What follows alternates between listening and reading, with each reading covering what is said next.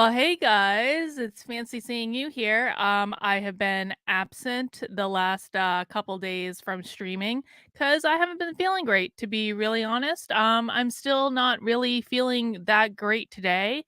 Um, I'm upset. I'm gonna be honest, I'm upset. And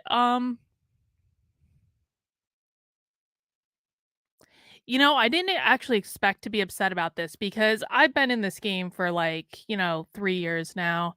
And there are a lot of things that I would consider to be important stories that, that don't make its way into the mainstream. Sometimes I have broken those stories, sometimes other people have broken those stories, and usually it's kinda like, okay, some stories hit and some stories don't, and it's just the way it goes. And you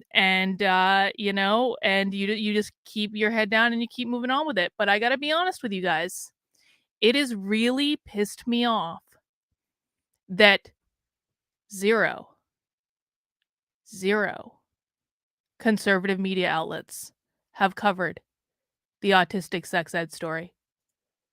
It's really pissed me off. It's really upset me.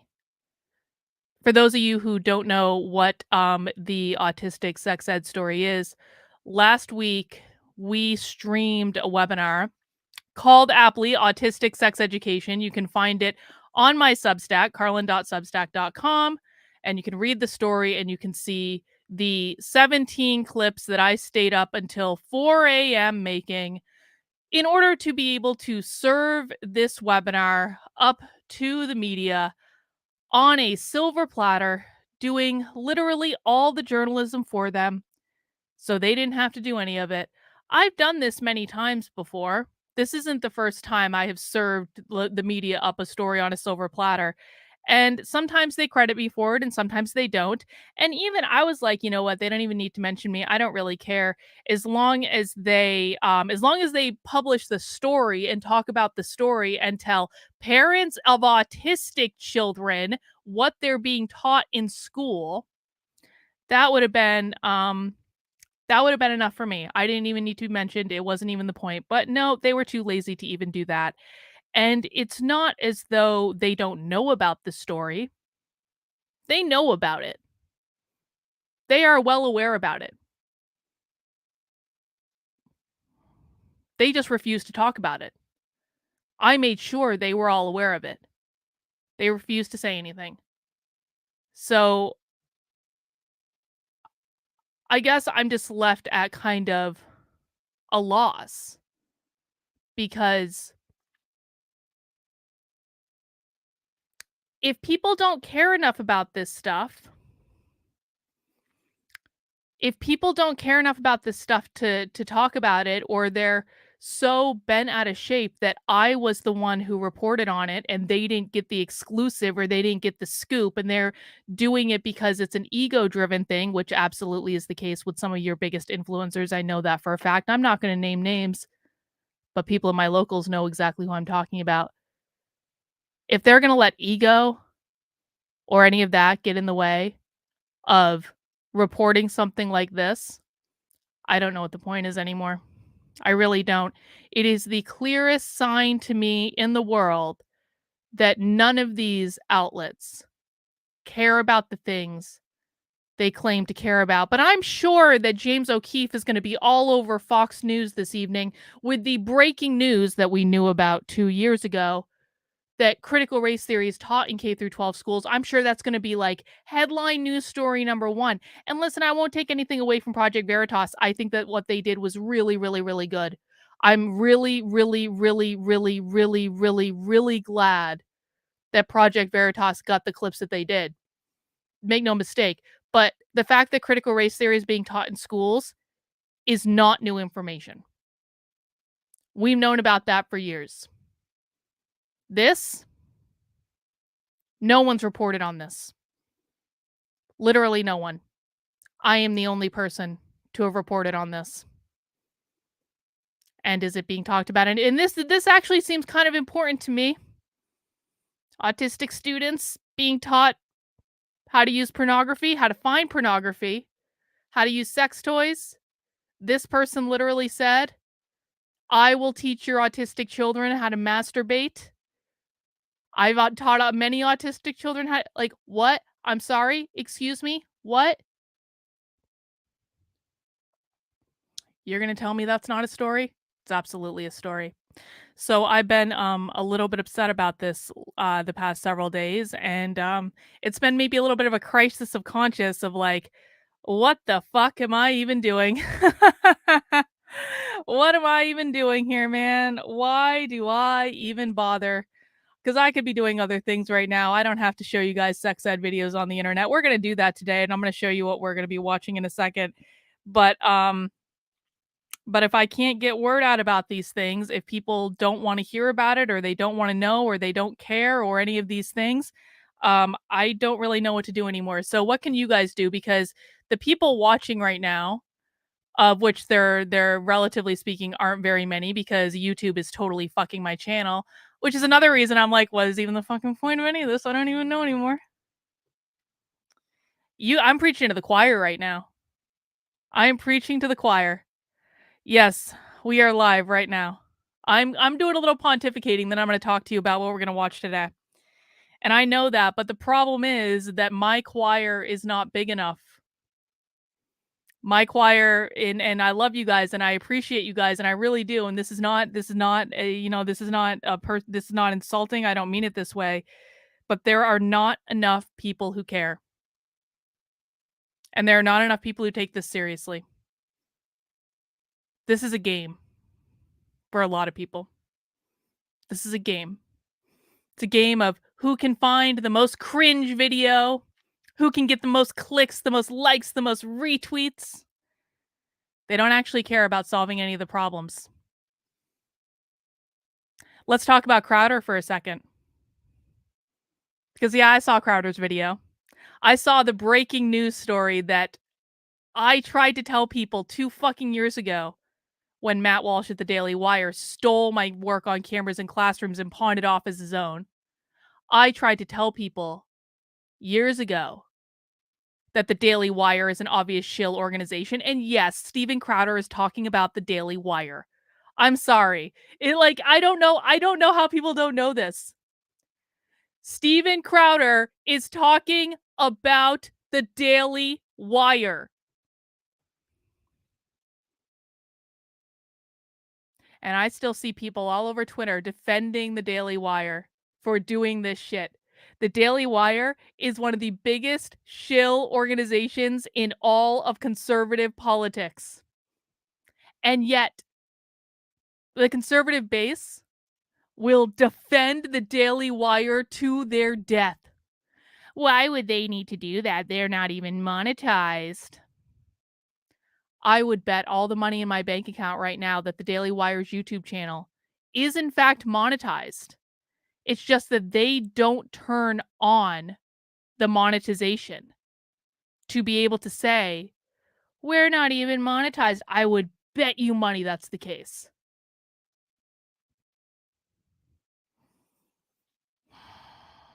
The Daily Wire has been doing this stuff for years. It is no surprise to anyone who's been paying attention. And I tried to tell people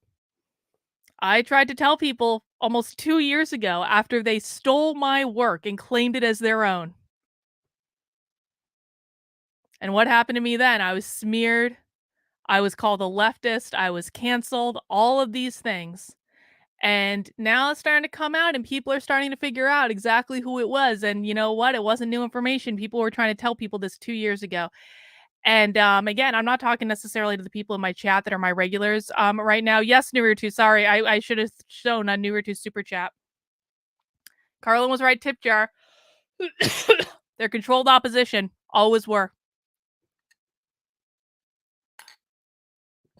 When Matt Walsh stole my work on cameras in classrooms and went on Tucker Carlson claiming that he was the one that came up with that. He was not the one that came up with that. I was the one that came up with that. I was the one that had all the talking points, but I wasn't going around conservative media blowing that up. You want to know why? Because when Matt Walsh went on Tucker Carlson blowing that shit up, he skewered actual legislation because he made it impossible. He's shown a big fucking spotlight on it. and made it impossible, all because he wanted to be on Tucker Carlson for a night. Absolutely unbelievable. Unbelievable. Thank you, Sin. Carlin is right, tip jar. That's the rules, guys. When I'm right and you're wrong, you owe me $2 super chat. Anyway, so I'm saying all this because, guys, listen. I ain't doing this for my health. I don't have kids. I don't plan to have kids. I don't even like kids. Yes, it's true. I find myself to be extremely awkward around kids. I don't know how to relate to kids. It's not a path that I intend on pursuing in this lifetime. I like my money and I like my freedom. That doesn't mean, however, that I don't understand the problem with indoctrinating an entire generation. I understand the problem, and it is a very real problem. I just don't know why I care about this more than people with kids in school. I don't understand why I care about this stuff more than people whose lives that this affects directly. I don't get it. And so I'm going to say it flat out, guys. Like, if you have kids and you're not taking this seriously, what the fuck are you doing? I understand people are busy. I understand people don't want to think about this stuff. I understand that for a lot of this, and like, people don't want to know. People don't want to know. They don't want to know what's going on. It is easier to not know. I get it. But you know when it starts to become hard, guys?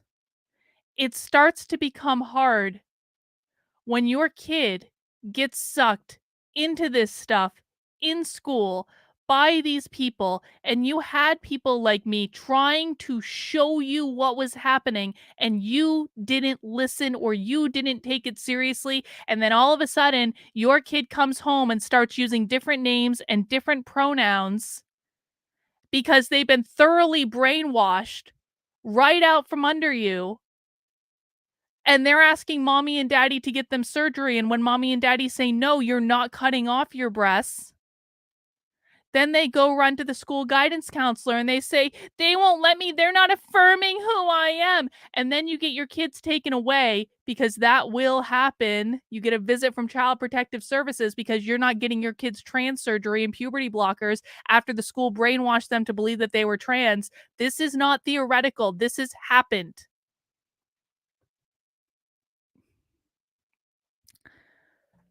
Redwood the Elf, make 1984 fiction again. Need that on a red hat. That would be a great red hat. I agree, Redwood the Elf. That's the real problem, guys. So I'm going to continue to do what I'm doing, and I'm going to show you exactly what is being taught to the people who are teaching your children. Now, if you have not seen this autistic sex ed thing yet, let me put the link in the chat right now. This is not a theoretical presentation, by the way.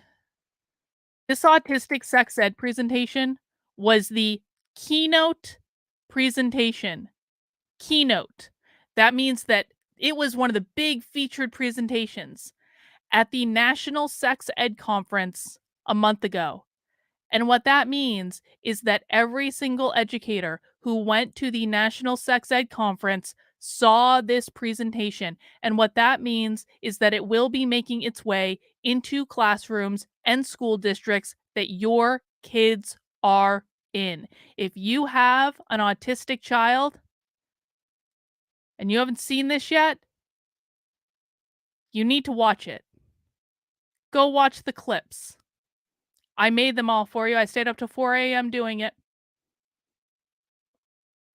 Go watch the clips. Go share it.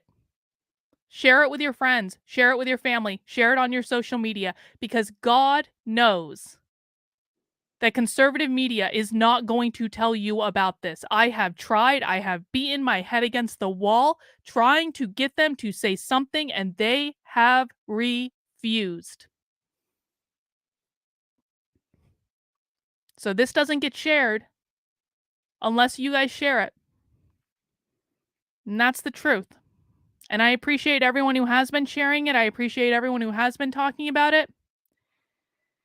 And I really wish the people that label themselves as your influencers and your thought leaders were doing a better fucking job of being influencers and thought leaders rather than kissing Ben Shapiro's ass at the Daily Wire or Jeremy Boeing's or Matt Walsh's or any of these people who do not give a fuck about you. They only care about money and status.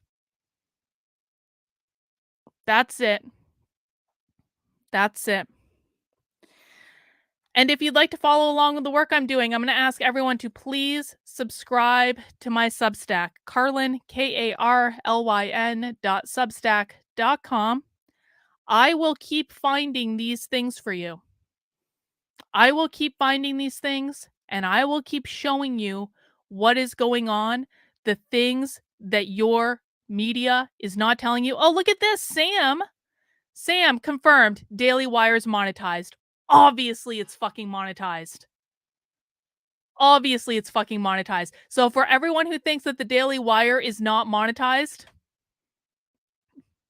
they are. They are.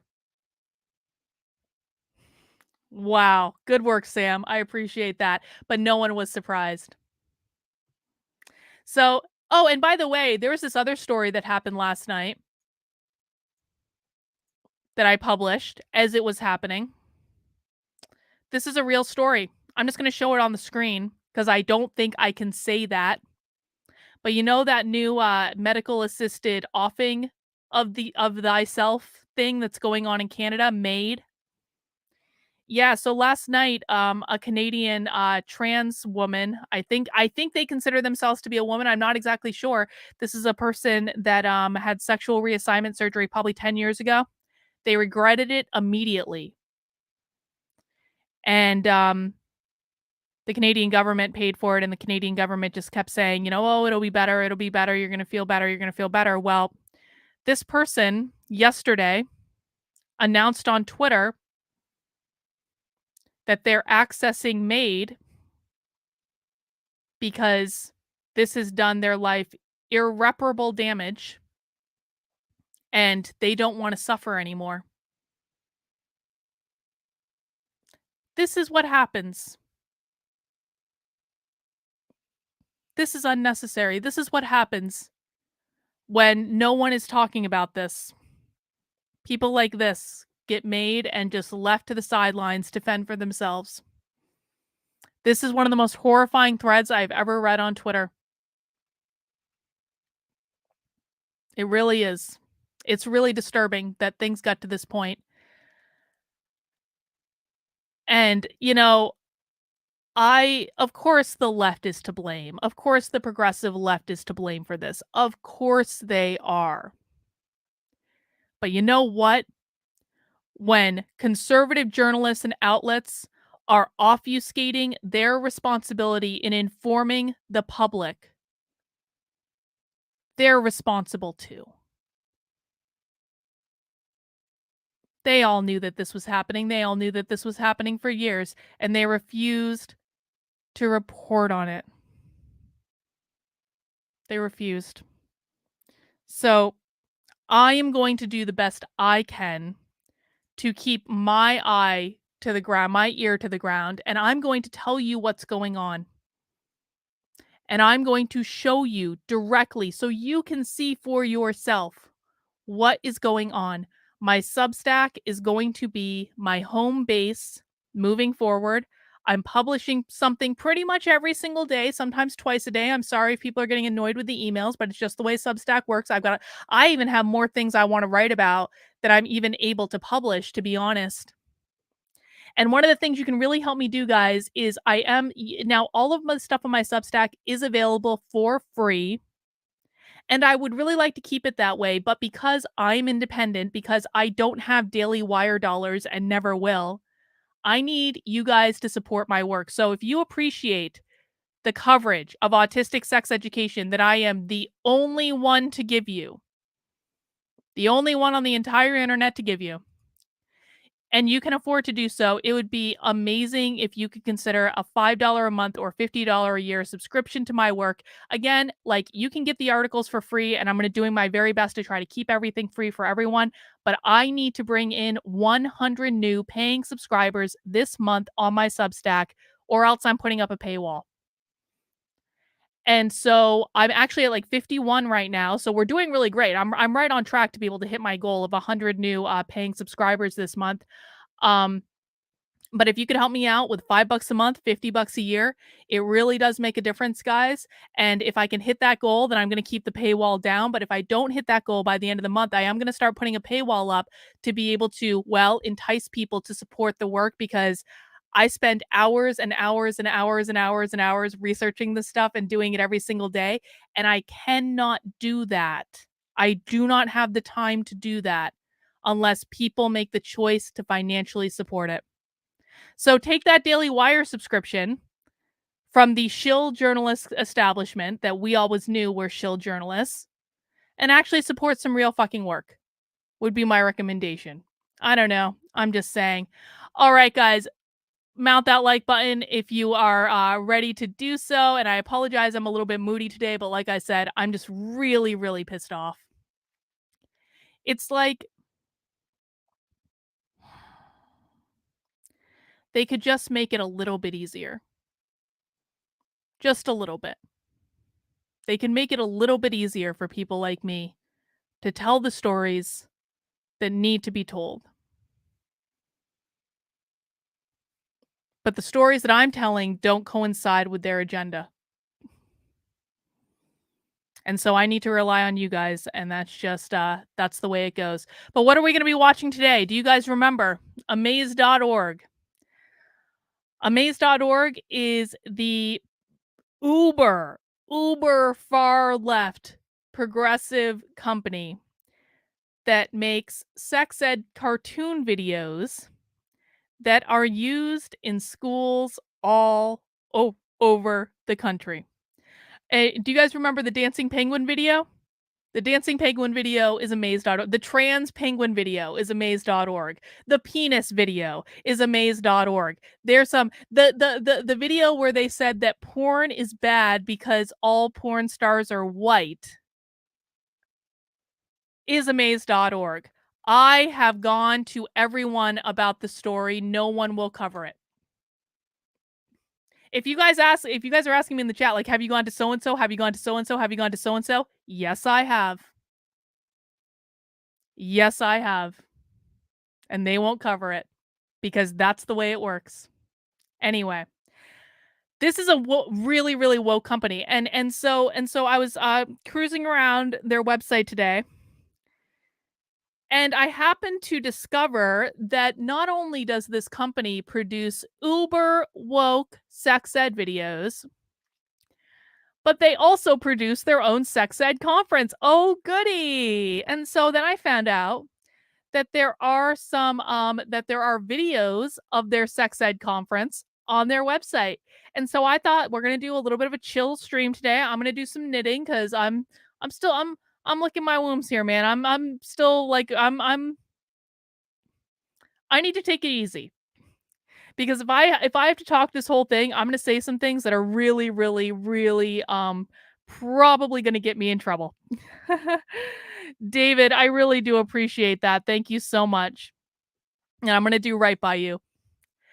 So I thought we would watch some of these here videos because, again, guys, the reason that we do this is because I want you to see what is being taught.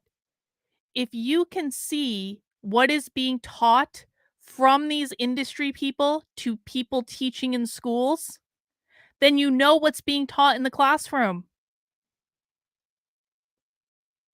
We can make the base assumption that at least some of the ideas that these people are teaching are making their way into your kids' schools.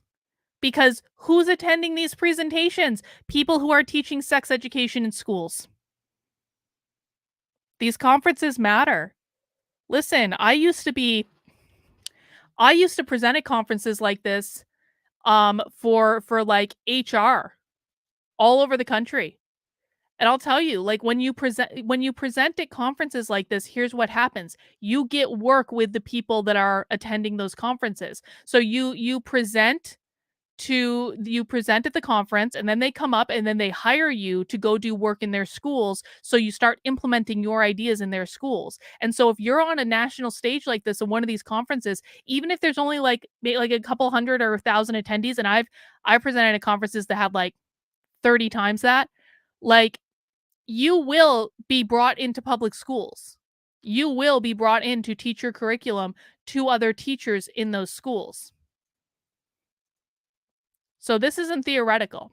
So I want to go through and watch some of these presentations. And guys, listen, I understand for people who are struggling. George, you've always been a great supporter. So listen, man, financially it's a tough time. I really do get it.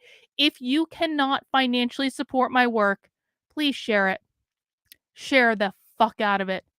That would be really great because I need to get in front of more average people so I don't have to rely on conservative media to do their job, which they are altogether uninclined to do. So they've got a couple presentations here, and they actually have years of these presentations. So we've got engaging youth in the digital age. We've got engaging youth in the digital age with the Amaze youth ambassadors. We've got navigating controversy in sex ed. That might be a good one. This is about disabilities. I don't really want to watch that. That's about disabilities. We've got comprehensive. This is from last year's conference. Comprehensive means intersectional, moving sex education forward. That would be a really good one. I kind of want to watch that. We've got Amaze Youth Ambassadors sound off on the sex ed young people want. So the kids are teaching the sex ed teachers what they want. Oh, goody. What could possibly go wrong? And on and on and on. Now, I'm not suggesting that we're going to get through all of these presentations today because we're not.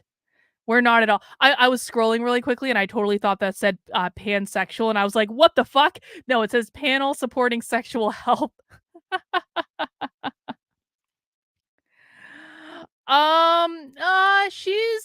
She's not one of my favorite people. Not out of anything, not out of anything her specifically. But she associates with people who I do not believe are above board. So her personally, I don't know her. I don't have any direct problem with her. Um, but I think that she associates with really bad, shilly people. So I don't have a positive perspective on her right now. That's all I'm saying. All right. So let's see. Does anyone have an opinion on which one we should start with? Anyone in the chat? We've got engaging youth in the digital age. We've got engaging youth in the digital age with the youth ambassadors. We've got navigating controversy in sex ed, which I think would be a good one. We've got this comprehensive means intersectional. Does anyone have an opinion on maybe I should do a poll. Hang on, I'm going to do a poll real quick. Which one should we watch? Should we watch engaging youth, navigating controversy in sex ed? Should we watch intersectionality? Hang on, I put that poll in the chat. And we'll let people vote for a couple of minutes. I do actually, you know what? Let's watch the penguin video. Let's watch the penguin video while you guys are doing that. I'm gonna pull up the Amaze penguin video, and then you're gonna have the song stuck in your head for the rest of the day.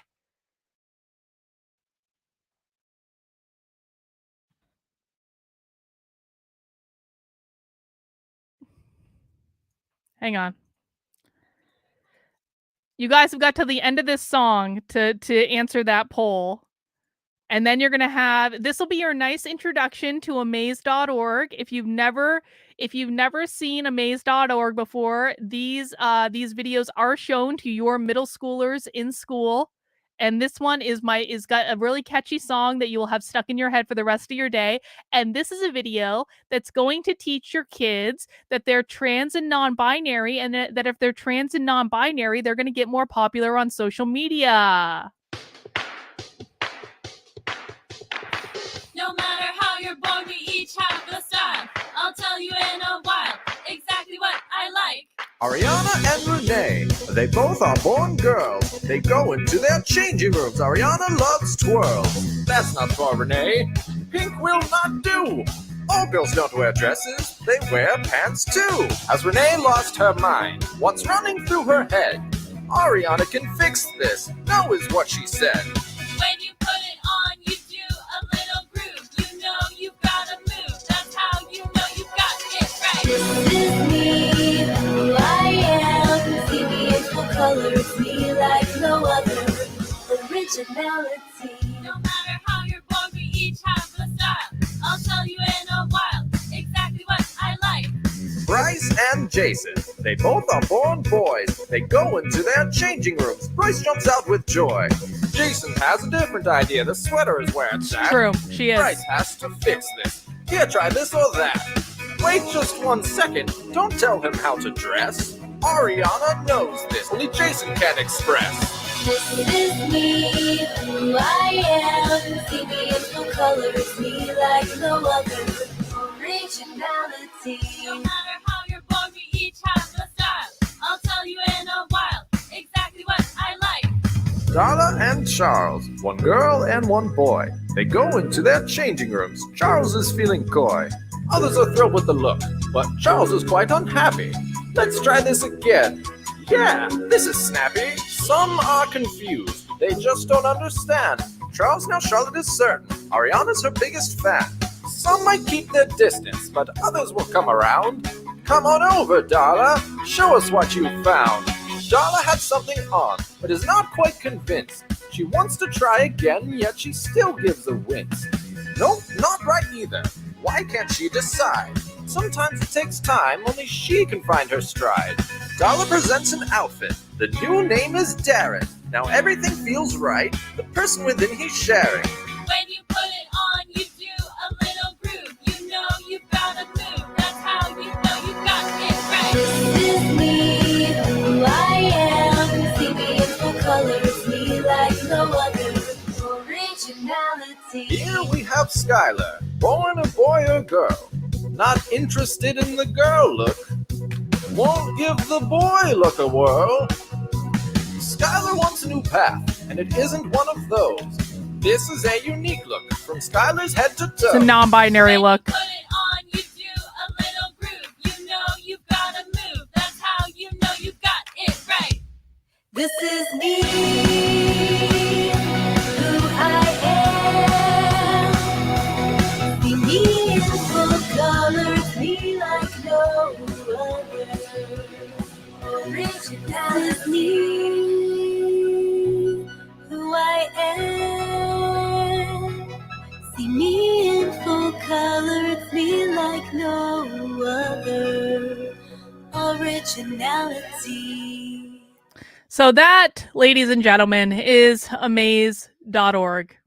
And I'm serious, Amaze.org is in schools all over the country showing these videos to your middle schoolers. We've done many streams on them before.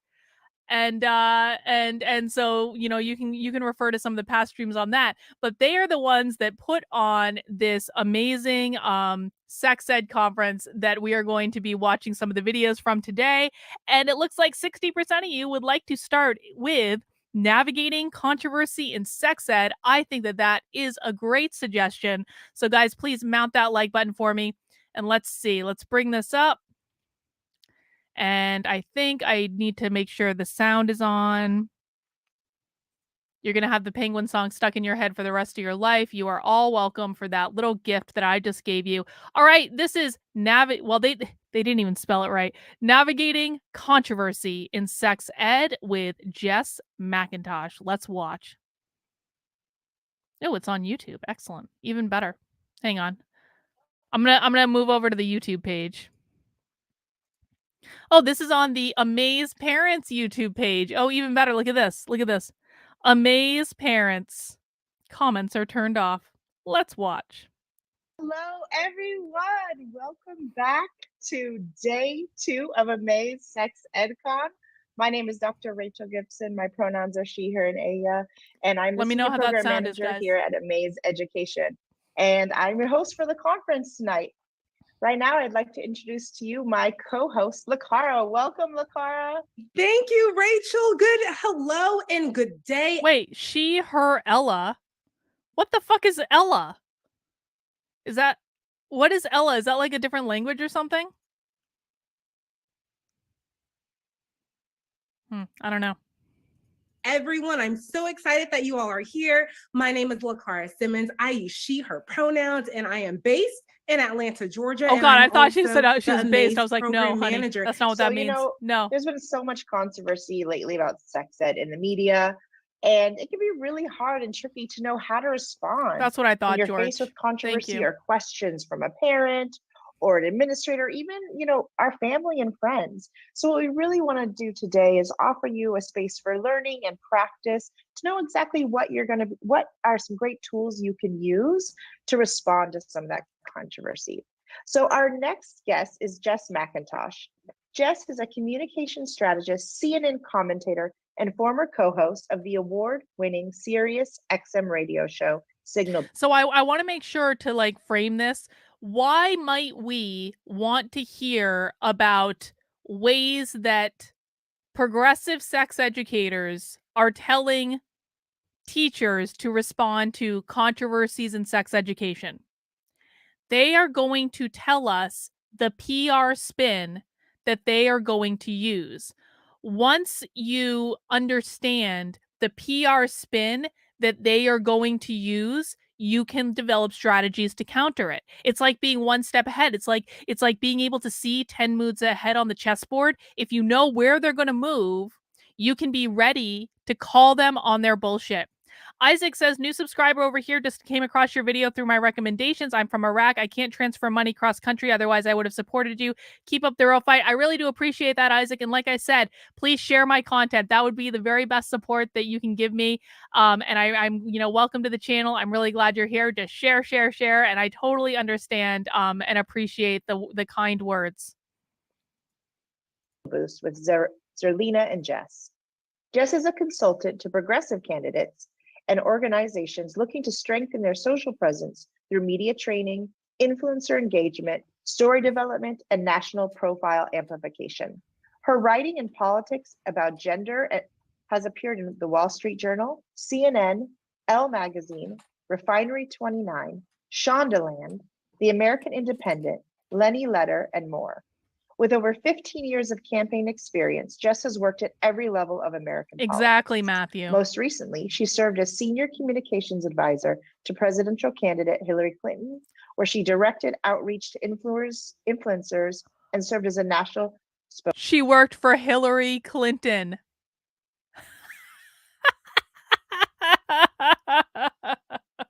The woman who did PR and communication for Hillary Clinton's campaign is teaching teachers how to do PR around teaching sex to kids in school. Just wrap your head around that for a second. Spokesperson. Please, everyone, welcome Jess McIntosh. I am so happy to be here. Thank you so much, Rachel. I really appreciate that. So God. I'm Jess. She Jess looks nothing like her McIntosh. picture. As Rachel said, I have a political campaign background. That's what I've done for the last 15, 17, very, very long time, many years. What that means is that in that time, I've developed a few tools and tricks for dealing with disinformation. Now, I never thought that particular skill set would come in handy with people who were just trying to do the good and important work of educating kids and keeping them healthy. But here we are in the year of our Lord 2022, and it turns out that you all are dealing with things that very, very recently were just the purview of political campaigns. So I want to thank you for doing the work that you do and for helping kids. I want to make sure that you are grounded in the knowledge that what you are doing is good and right, and the vast majority of people agree with that. And I want to give you a couple of tricks for dealing with some of the nonsense that comes around in your communities. So From those let's get evil started. right-wing parents. We can go to the first slide. Some foundation setting. First of all, what are we talking about when we talk about sex ed? Sex ed is provided. Kindergarten. Kindergarten. And by the way, guys, Amaze.org does have a whole article on their website talking about why we really need to start sex ed in kindergarten. It's on their website right now. Throughout the entire education of a student, K through 12, we are talking about honest information, age and developmentally appropriate information, medically accurate information, and culturally responsive information. We can go to the next slide. I want to stress this. I think this is one of the most important tools for dealing with disinformation, is recognizing that the disinformation campaign is there because they can't win on equal playing fields. You are the majority. 98% of voters support sex ed in high school. I don't think that clean water and safe roads get 98% support.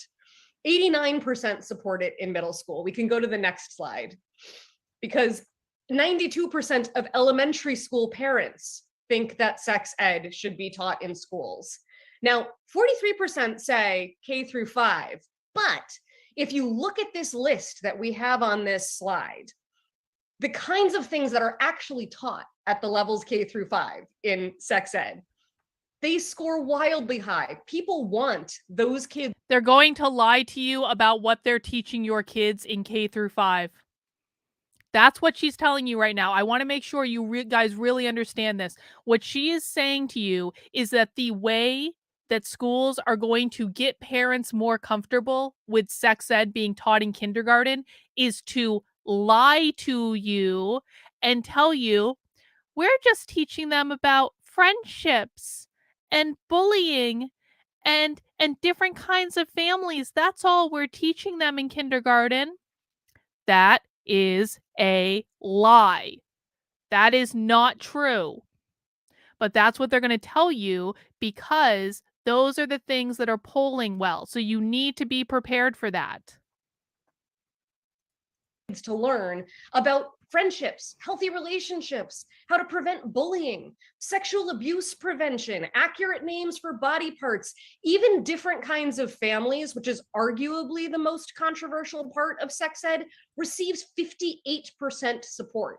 58% support is the kind of number that you see for gun safety. It's the kind of number that you see for lower inflation. It's the kind of number that usually represents this is the majority of people that want this. So I want you to take that knowledge and own it as you go into these conversations. We can go to the next slide. This is where we break it down a little bit more issue by issue. Hang on. Cody, I'm about to burst your bubble. Thank you. Thankfully, Arizona adopted Trump's suggestion of money following the children, not the school, so my autistic daughter gets funding. You need to be careful. Because, unless you are completely and 100% homeschooling your child, they're probably still getting this. And I know you're saying you've been homeschooling, which I think is great. Homeschooling is the best case scenario. But what I really need people to hear is this is being taught in charter schools. This is being taught in private schools. School choice is not going to prevent your kids from seeing this if they are in charter schools or private schools. In fact, oftentimes it's actually worse in charter schools and private schools than it is in public schools. And don't get me wrong, I'm not one of those people that's like no school choice ever. I think that school choice is a positive step forward. I like the progress they're making on school choice. I do think it's important, but we need to be realistic that it is not going to prevent this from being taught in private schools and charter schools. 65% of respondents, this poll was actually conducted by the Wall Street Journal, which is not a known bastion of liberal progressive ideology. 65% of respondents believe transgender people should be accepted by society. And No that one is has just argued Americans. otherwise, That is not actually. Republicans, Democrats, independents, blue Literally states, no red one has states, none argued of it. otherwise. 65% of America thinks that transgender people should be accepted by society. 71% support marriage equality, which is an all-time high. That number has never been as high as it is right now. 64% strongly believe that transgender people should be protected from discrimination. And more than 60% of Americans oppose banning LGBTQ lessons in school. We can go to the next slide. If you are feeling like warm, fuzzy hugs from everybody, you should be right now. I'm glad to hear Most that, of the Cody. people That's really agree with good. you. So why is this so hard? Wall Street Journal, Well, not New York that's where Times, we Wall get to the Street Journal. disinformation campaign. We can go to the next slide. Some outside groups and politicians are heavily invested in confusing and scaring parents to score partisan points and gain political power. This phrase exists on this slide by itself because it is something that you will probably return to over and over again as you explain why people are seeing Anyone the that kinds of disagrees with us information is that they're just seeing. The groups disinformation. that don't want sex ed, the groups that know that this is the way that they're going to win elections, this is the way that they're going to stay in political power, they have to run these kinds of campaigns because they see the same numbers that I just read to all of you. They know that saying, we don't like sex ed, we don't want it in schools, is going to turn off all but 2% of the population. So of course, they don't do that. They run disinformation campaigns. We can move on to the next slide. Who are they? Well, the metaphor that I like to use. Fucking moms for liberty. Fucking moms for fucking liberty. I'm not a big fan of Moms for Liberty in the way that they've conducted themselves in the last year. I'm going to be very clear about that. I think Moms for Liberty does more damage to the like so-called anti-woke movement than they do good. I really do. And I say that knowing some of you support Moms for Liberty. I'm not talking about like the boots on the ground members like in different like you know, like a local chapter. I'm not talking about those people. I'm talking about the people providing direction for Moms for Liberty. I don't agree with what they're doing. Brian said, I would give up marriage equality if we could go back to normal. I don't think that's a good idea either, Brian. But the reason that I have an issue with Moms for Liberty is they have brought a lot of this on via this book banning bullshit.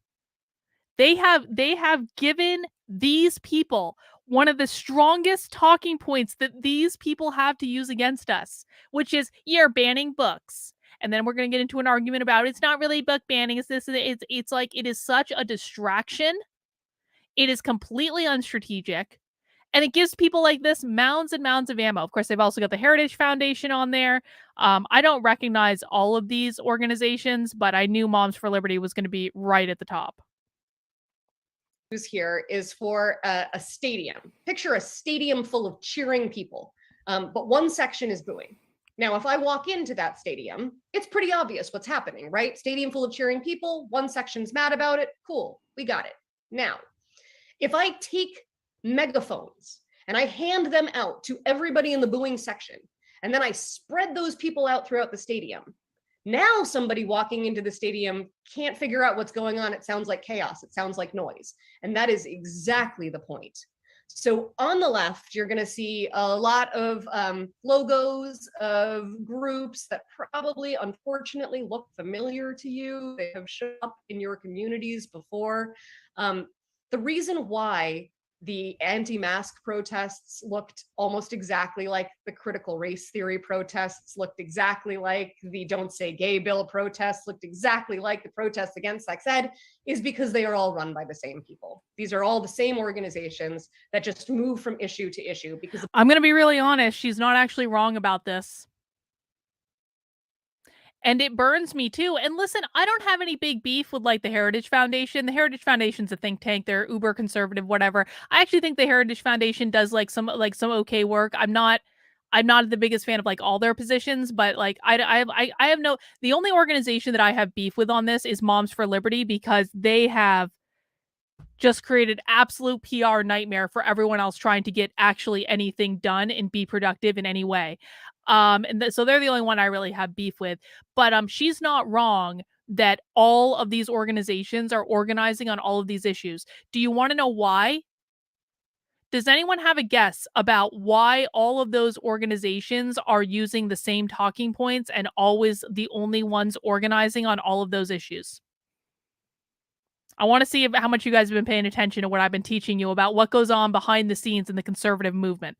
Does anyone have any idea why? Nope. Not correct. That's not why. Not correct. There are a lot of organizations that are out there trying to help kids. That's not why these organizations are doing it.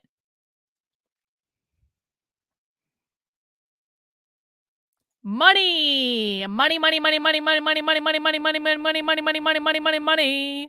Money. It's how they fundraise.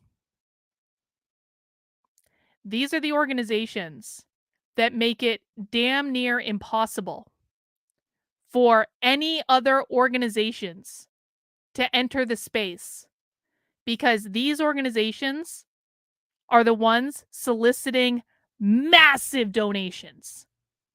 Massive. And then usually, to be quite frank, not doing anything productive with it. They put out these talking points and they hold these internal conferences and they all stick to their talking points over and over and over again, and they'll say stuff over and over and over again, but they're not changing hearts and minds. They're not winning voters. They occasionally, like I'll give Moms for Liberty credit where credit is due. Moms for Liberty does okay in school board races. They actually have done a decent job of that. So if they just stuck to winning school boards, I would have a lot less of an issue with them. But these organizations raise massive amounts of money to not do a whole lot that actually changes the cultural zeitgeist. Again, the point is scaring and confusing parents. So they stand up organizations like this because it's not the point. The point is to make money to what is entirely a political campaign. So you might see the Medical Institute for Sexual Health and assume that that is, in fact, a medical institute for sexual health. You might assume that the Alliance for Defending Freedom is a legitimate legal entity. They aren't. These are political entities. They are here to score partisan points and gain political They don't even power. do that. They're just there to make money. Up That's against it. Absolutely all of us. We can go to the next slide. Let's table set just a little bit about what misinformation and disinformation are, because you have to deal with both of them, unfortunately. Misinformation is information a person believes is correct, but is not. So that's your aunt forwarding a Facebook post that you know isn't true, but you also know that she's very well intentioned and she probably just believed it. Disinformation is the person who posted the thing your aunt forwarded. Disinformation is information a person knows is false, but they are repeating it anyway, like a television just like host fear-mongering conservatives repeatedly saying that your curriculum is grooming children. That is a disinformation campaign. That would be Tucker Carlson. We can go to the next slide. How does it show up in your community? Well, this lovely image was brought to us from Worcester, Massachusetts. And I know that when we talk about disinformation, we're thinking about, manila envelopes being passed at park benches and Cyrillic writing. Who put this out? This is what it looks like when it shows up in your town. This was the campaign sign for a candidate for school board who had decided to make her entire candidacy about ending sex education. This was the clever way she thought of to bring attention to that issue. For those of you who do not recognize what's happening here, congratulations, you are better people than I am. This is the Pornhub logo. And this is what Worcester, Massachusetts residents had to see in their neighbors' lawns, on their ways to school. Oh, God forbid. They had to see a sign. Answer questions about it. Oh, my word. It was designed to scare and confuse people, and that's exactly what it did. I chose this image not just because it's amusing, but because it has a happy ending. That candidate lost badly because the community rallied together. They did not believe the disinformation. They spread accurate information. They didn't follow her down that rabbit hole. I'm going to tell you this. Worcester is not a liberal community in Massachusetts. Now, Massachusetts is very liberal. That's true. Worcester is blue collar. It is not one of the bougie, liberal, coastal communities in Massachusetts. And so if this candidate, and I don't know anything about this candidate, candidate could have been an absolute nut job. It would not have surprised me if this candidate was an absolute nut job, if I'm honest about it. But this is not an elitist thing. She should have done a lot better in that community with that message. They did a lot of great things that we'll get into in the rest of this presentation, but it did ultimately work out. She did come in dead last. So we can go to the next slide. This is how disinformation is showing up right now. It's the Don't Say Gay bill in Florida and the more than a dozen copycat bills that are currently. It's ironic that she's talking about the Don't Say Gay bill as disinformation because that bill is not called Don't Say Gay and it doesn't even say gay in it. She is actively using disinformation to teach people that the other side is using disinformation. You always got to call people out when they do this shit. Being floated around the country. It is nationwide bans on classic books in schools, everything from American history to the Holocaust, race and gender. See, book banning, that's Texas, Moms for they Liberty actually fucking that banned up. a math textbook because it explained the concept of perseverance. I can't really tell what the problem with that is, but apparently they did not like it. It is the legislation that is restricting which sports teams trans kids can play on. And at this point, we have more proposed pieces of legislation restricting those kids than we have trans kids playing sports. We can move to the next slide. How do we fight back? Well, we fight back with facts. So let's frame the conversation right here. Remind families that the focus of sex ed is health and safety, and that gatekeeping that information can be harmful from kids. I mean, when I was in sex ed, if I didn't get that information in school, I was going to get it from a friend's older brother or maybe a magazine. Kids today are carrying supercomputers in their pockets, and everybody knows that. There is no chance that a child is not going to find inaccurate information out there if they have a question that they want answered. So making sure that students are able to learn the right information that keeps them healthy and safe prevents them from learning information that might be harmful to their health. We can move on to the next slide. Sex education is not controversial. I know I just told you all of the stats, but we spend so much time talking about the controversy, it's hard to believe. The reason why I'm stressing this so hard is because talking to sympathetic parents is even more important than trying to change the hearts and minds of the opposition. The truth is, we don't actually need the 2% that don't think sex ed should be taught in high school. We can, in fact, win and keep kids healthy and implement the curriculum that we know works best. We can do all of it. Okay, so I want to explain what she's saying right now. She is talking about influencing the hearts and minds of low information voters who generally agree with the idea that kids probably should be taught about how all those body parts work and, you know, they probably should have to learn how to put a condom on a banana and all that stuff, because what they're doing is they're assuming that parents do not know that sex education in schools has changed since they were in school. So that's what they're talking to them about. And I think that this is really important because you know what our side does an absolutely horrible job of, and why I spend so much time showing you guys these videos? Our side does an absolutely horrendous job of demonstrating what demonstrating what sex education actually is today. And TikTok videos don't cut it, guys. Most of the time, those TikTok videos aren't even real. They're made up to go viral on the internet. So, libs of TikTok ain't changing this. Most people have no idea what libs of TikTok is. Most people don't watch libs of TikTok. We're talking about normies now. We're talking about just average moms and dads that don't spend all their life on the internet, right? We have to do a better job of showing what is actually being taught, because when we do not do a good job of showing what is being taught, These people swoop in and they're like, you want your kids to learn about health, don't you? You just want your kids to learn about like safety and prevention and things like that. That's all they're really teaching. That's it. That is just safety. Nothing, there's some that nut job down the street who thinks there's pornography being taught. That's not what they're teaching. So, I mean, I'm sorry, like, that's what they're doing. Well, that's not true though. I disagree with this, Brian. When you show people video, when you show people incontrovertible evidence, they have to look at it. And it plants a seed.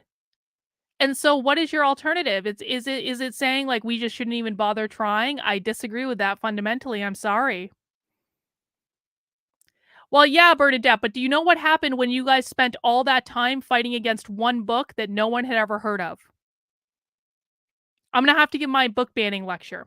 When you guys spent all of your time and resources fighting one single book that no kids had really heard of anyway, you distracted everyone from things that are far more important. And you weren't even successful in getting that book out of most schools. And not only weren't you successful in getting that book out of most schools, but you actually made that book even more appealing for kids to read. And even in the schools that you were successful in getting that book out of, guess what? The librarian just replaced it with 5 other books that you don't know about. That book is not the only book that exists like that. They're pumping out new books like that all the time. They're like, keep distracting yourselves, parents. Keep doing it. The fucking left loves when you guys focus on books. You will never, ever, ever, ever, ever, ever, ever, ever, ever, ever, ever win the battle on banning the books. It will never happen. You want to know why? Because most librarians are woke as shit. Library programs in university are even more woke than education programs. That means that every librarian working in those schools, picking out the books that are going in the fucking library, they are far left progressive. They're going to get the books in there, whether you want them to or not. I promise you. And in the meantime, an entire movement has been completely distracted by an unwinnable battle. And while we're distracted by an unwinnable battle, they're integrating all this shit into policy. Every single thing this woman is talking about right now is probably integrated into your school's policy. And you missed it. Why? Because you were talking about genderqueer.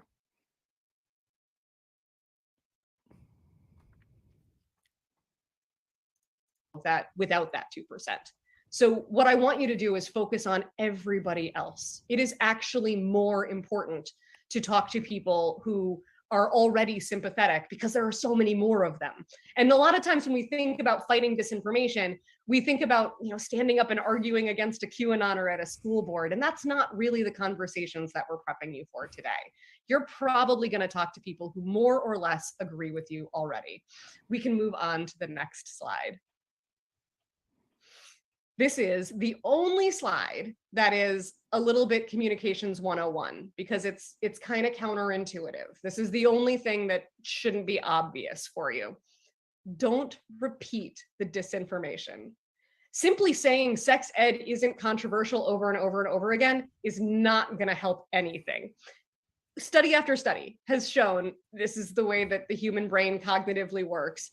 Statements like, no pornographic material is used in sex ed curriculum, while accurate, is actually counterproductive because after a few weeks, you might agree with that statement. You might know that sex ed isn't pornographic, but in your head, you're thinking there's something about sex ed and pornography, and we don't want that. So what you're going to do instead when you're confronted with a piece of disinformation like sex ed is pornographic is you're going to answer with the accurate information that omits the disinformation completely. So we can move to the next slide so you can see that in practice. I call this the power of no. If the question is, are you showing pornographic material to our students? The answer is no. Students in middle school learn basic foundational knowledge, such as information about their bodies, changes they're experiencing, Told you that's what they're gonna friendships, say. key concepts like privacy and respect. See how I fully answered that question without debating whether or not sex ed was pornographic? I didn't even use the word. All I said. No, we're not showing your kids porn. We're just teaching them about their bodies and their relationships. You want them learning about their bodies and their relationships, don't you? They don't need to prove it. Because here's the thing.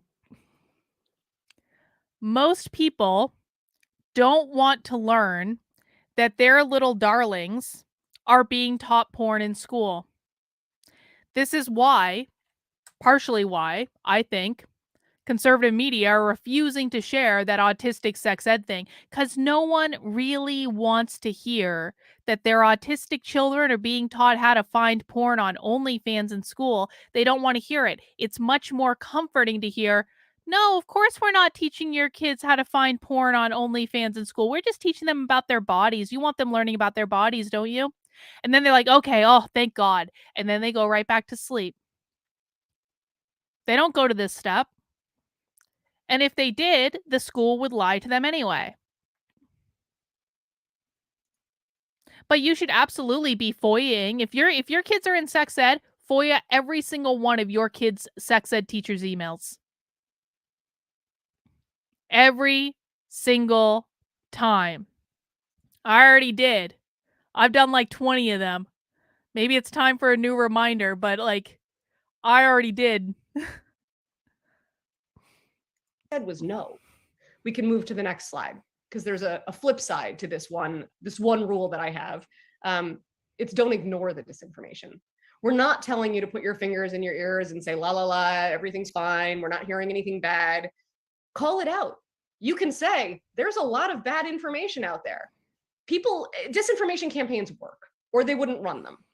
They're designed to scare and confuse parents, which means some parents are going to be scared and confused. Explaining to them why they are hearing inaccurate information is important. It establishes your own credibility. It leaves them less confused. So saying there's a lot of bad information out there, we're going back to the statement from that very first slide. The truth is, outside groups and some politicians heavily invested in confusing and scaring parents to score political points. But, and this is a very important point, we think kids' safety is more important than politics. Almost every argument that you have, the opposition will try to make it about politics. And if you keep it focused on the safety and health of kids, you will be on far more productive ground. They did that in the autistic sex ed webinar. For those who watched it with me, there was a whole section about preventing sex abuse of autistic kids, which I think if autistic kids are going to be taught sex education, that's probably one of the reasons they should be taught it, is to prevent them from being abused. I think we can all get around that idea.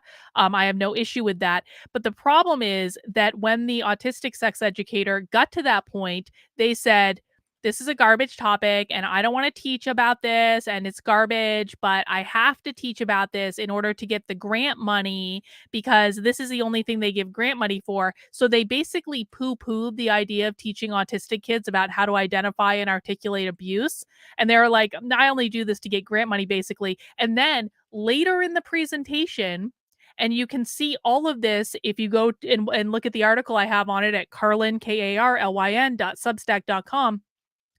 Later in the presentation, the person giving that webinar was talking about how much they hate parents, and that when parents start to ask questions, basically what they do is they say, well, you know, this is really about protecting your kids and keeping them safe and teaching them when they've been abused and how to articulate it. Even though an hour earlier in the presentation, they said, I don't really like teaching about this, but it's the only way to get grant money. So they're lying to you when they say this. They're just saying it to make you shut up. So we think kids' safety is more important than politics is a refrain that I want you to return to every time you feel like you're backed up against the wall and you're not sure how to respond. Kids' safety is more important than politics. We can move to the next slide. So these are the successful message frames that we have figured out work the best for folks who may have seen something that confuses and scares them. One, Look at that last one. sex ed is age appropriate. 2, sex ed is inclusive. 3, sex ed is transparent. Every district does each of these 3 things differently, right? Every district tries to involve parents in some way, whether that's suggested conversations for the student to have at home, or take-home sheets that are meant to be filled out by both, or simply posting the entirety of your sex ed curriculum on the website. There are all kinds of ways where transparency shows up in sex ed.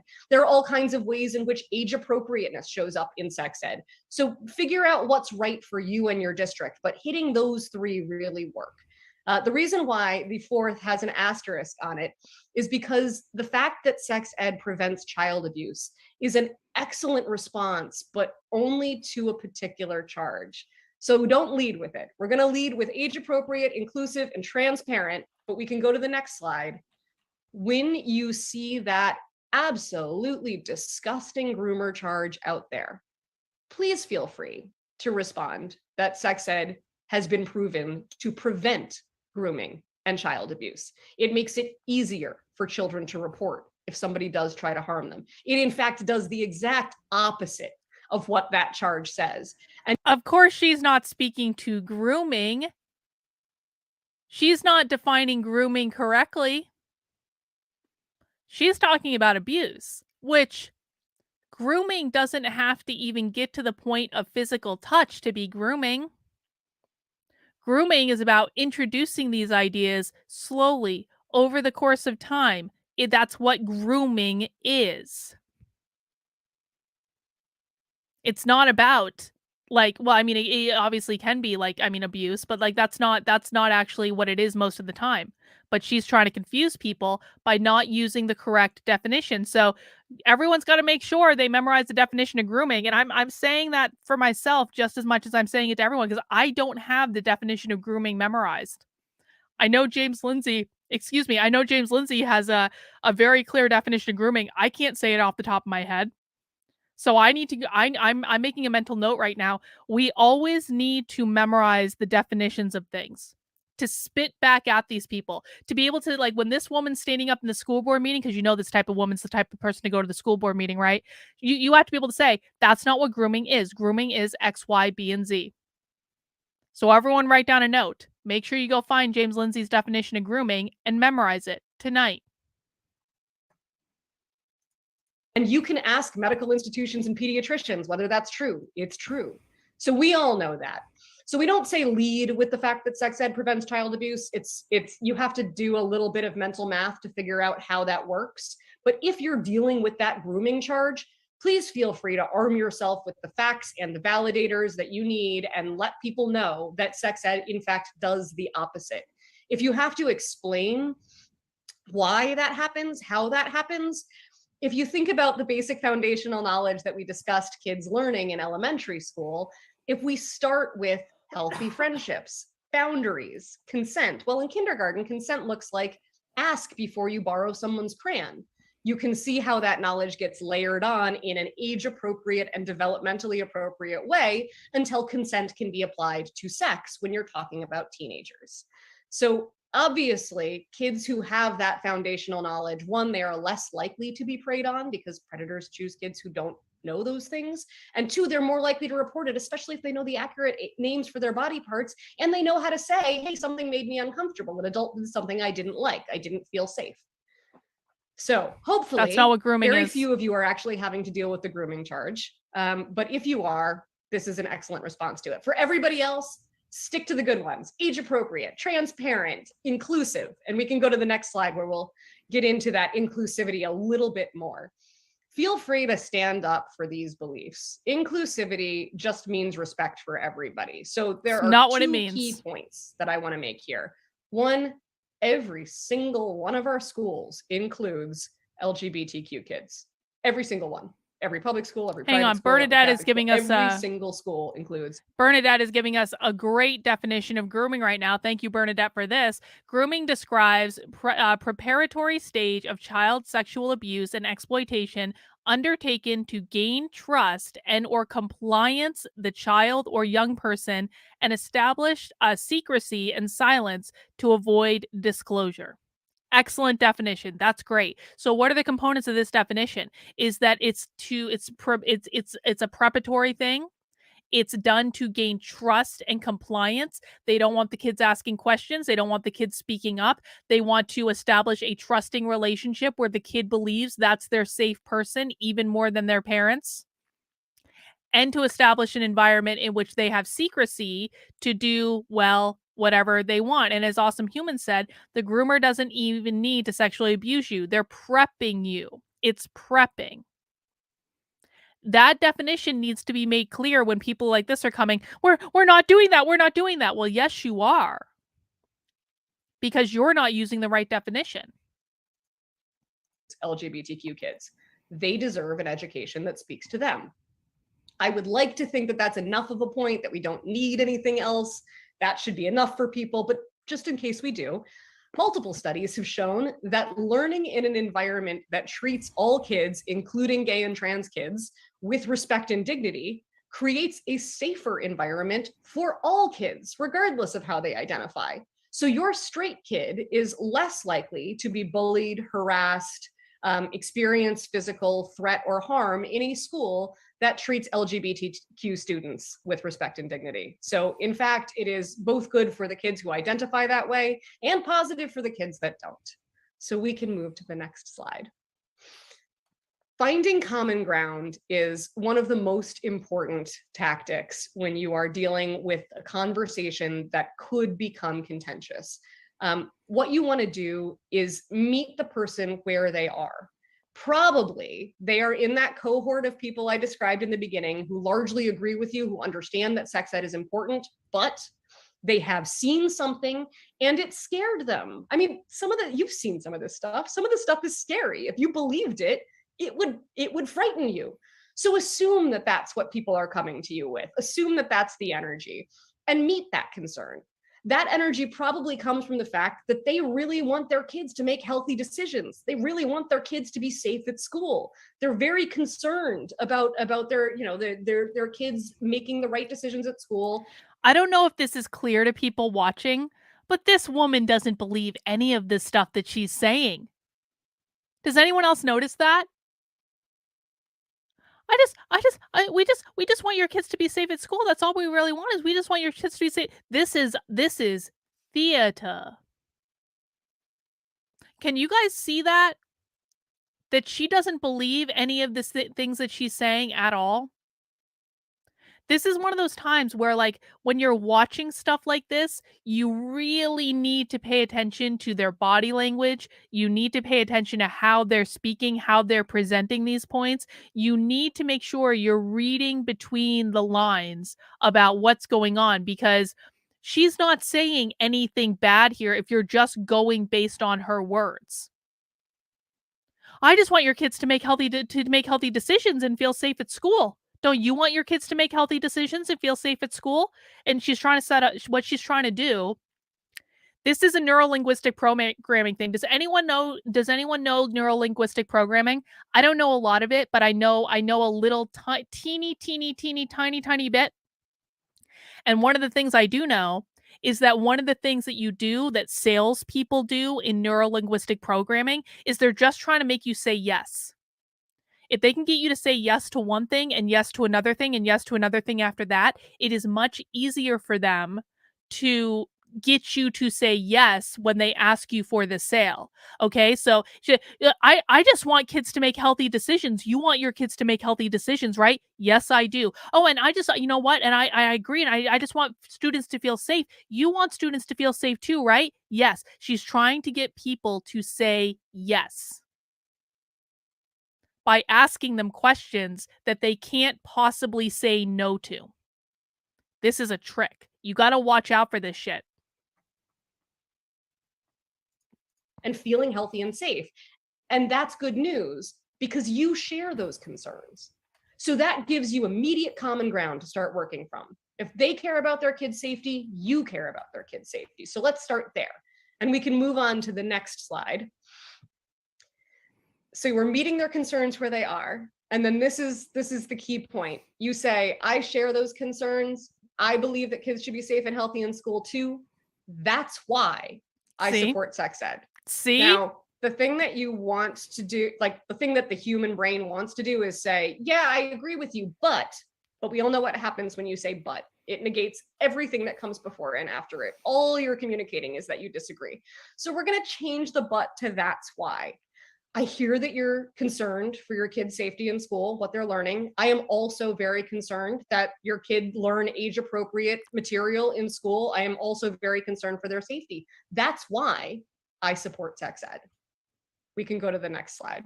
All you should be able to identify this when it happens to you. A few of the tips and tricks for combating a serious disinformation campaign, like the one that the folks in Worcester, Massachusetts had to deal with.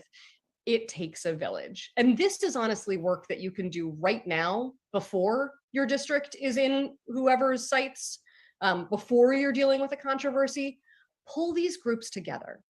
You want validators who are going to be able to speak about why sex ed matters from each of these groups. Parents, educators, students, public health officials are Planned incredibly Parenthood, important. Amaze. We live in a very polarized time in America right now. It is very difficult to find any group of people that enjoys widespread trust. Pediatricians still enjoy widespread trust.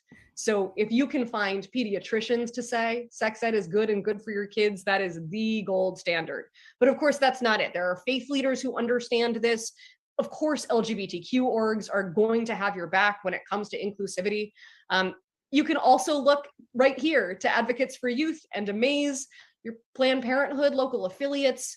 Reach out to people and create your little village that's going to be there to help you combat sex ed disinformation when it does show up in your schools. We can go to the next slide, because you're going to deploy these people as external validators. You're going to have them speak up at school boards. You'll have them speak up at any community event where the disinformation might be present. You'll have them write op-eds. In this case, both of these come from Worcester, Mass. And thank you for the we super had chat. a group of sex worker survivors who wanted to write on behalf of sex ed. It was a little bit of like an unusual alliance, but it was an absolutely great piece of validation to have in front of the community just as we were fighting that fight.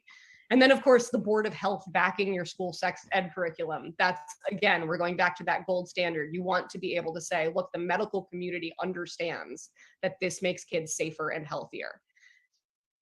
It's really hard to come back from something that good, especially if we remember that we think our kids' safety is more important than politics. And that's why we support sex ed. We can go to the next slide, where I'm pretty sure I'm going to ask you if you have any questions. Wow, that was awesome, Jess. Thanks. So we have I'm tons seeing of the questions chat in going the so chat. fast. Q&A Yeah, so is hard. almost always the best part. Yeah, the chat is on fire. I love it. Folks are like really excited. So much great information. So we do have some questions in the chat. The first one is, as a parent, this person has been asked to give a 2-minute speech to the school board about why. Hang on. Brian says parents should be able to audit the course while it's being taught and video it. I agree with you, Brian. But they're going to say no. Try going to your kid's school and asking if you can sit in on a class. Honestly. Try going to your kid's school and saying, can I just sit in on the class? I would just really like to see what they're teaching. Can I get a copy of the curriculum? Can I get this? Can I get that? See what happens. They're going to say, nah, don't worry about it. We got it under control. Why they support comprehensive sex ed. Can you give them a few tips about what they should say in that situation? Yes, I can. I love this question. Talking in front of school boards is just great. And the first tip is so obvious. Say you're from the school district, because that's going to put you at odds with the vast majority of the opposition speaking at that school. Remember That's that not list true. of groups that I told you about? They're all the same people, the anti-maskers, the anti-CRTers, the anti-sex editors, they're all the same. Well, they have to bust them in. Like, you actually can't create an organic movement. That's not true well, that, you know who put a spotlight on that being true? Who, pop quiz for the chat. Which major conservative influencer provided all the evidence that these people will ever need, that conservatives bus people in to give school board speeches. Who did that? Who gave the progressive lobby all the ammo they needed to say, all those conservatives giving speeches at your school boards, they're just being bussed in to do it. They don't live in the district. Who gave them all the fucking ammo they needed? He works at the Daily Wire. Who was it? Who was it? I know you guys know this. I'm gonna make Kelly. I'm gonna get your super chat in a second. I know Matt fucking Walsh. Matt fucking Walsh. When he made a big to-do about getting an apartment in Virginia for a week to go and make a 2-minute speech at a school board meeting, broadcasted that on Fox News, broadcasted it all over the media to say, I flew into this school district, even though I don't have kids in that school district. And in fact, my kids don't even attend school at all because they're homeschooled by my wife. But I inserted myself into the school district in Virginia by renting this apartment here for a week so I can make a 2-minute speech. He gave these people all the ammo that they needed. They are controlled opposition. They hand the progressives wins all the time just so they can own them on Twitter.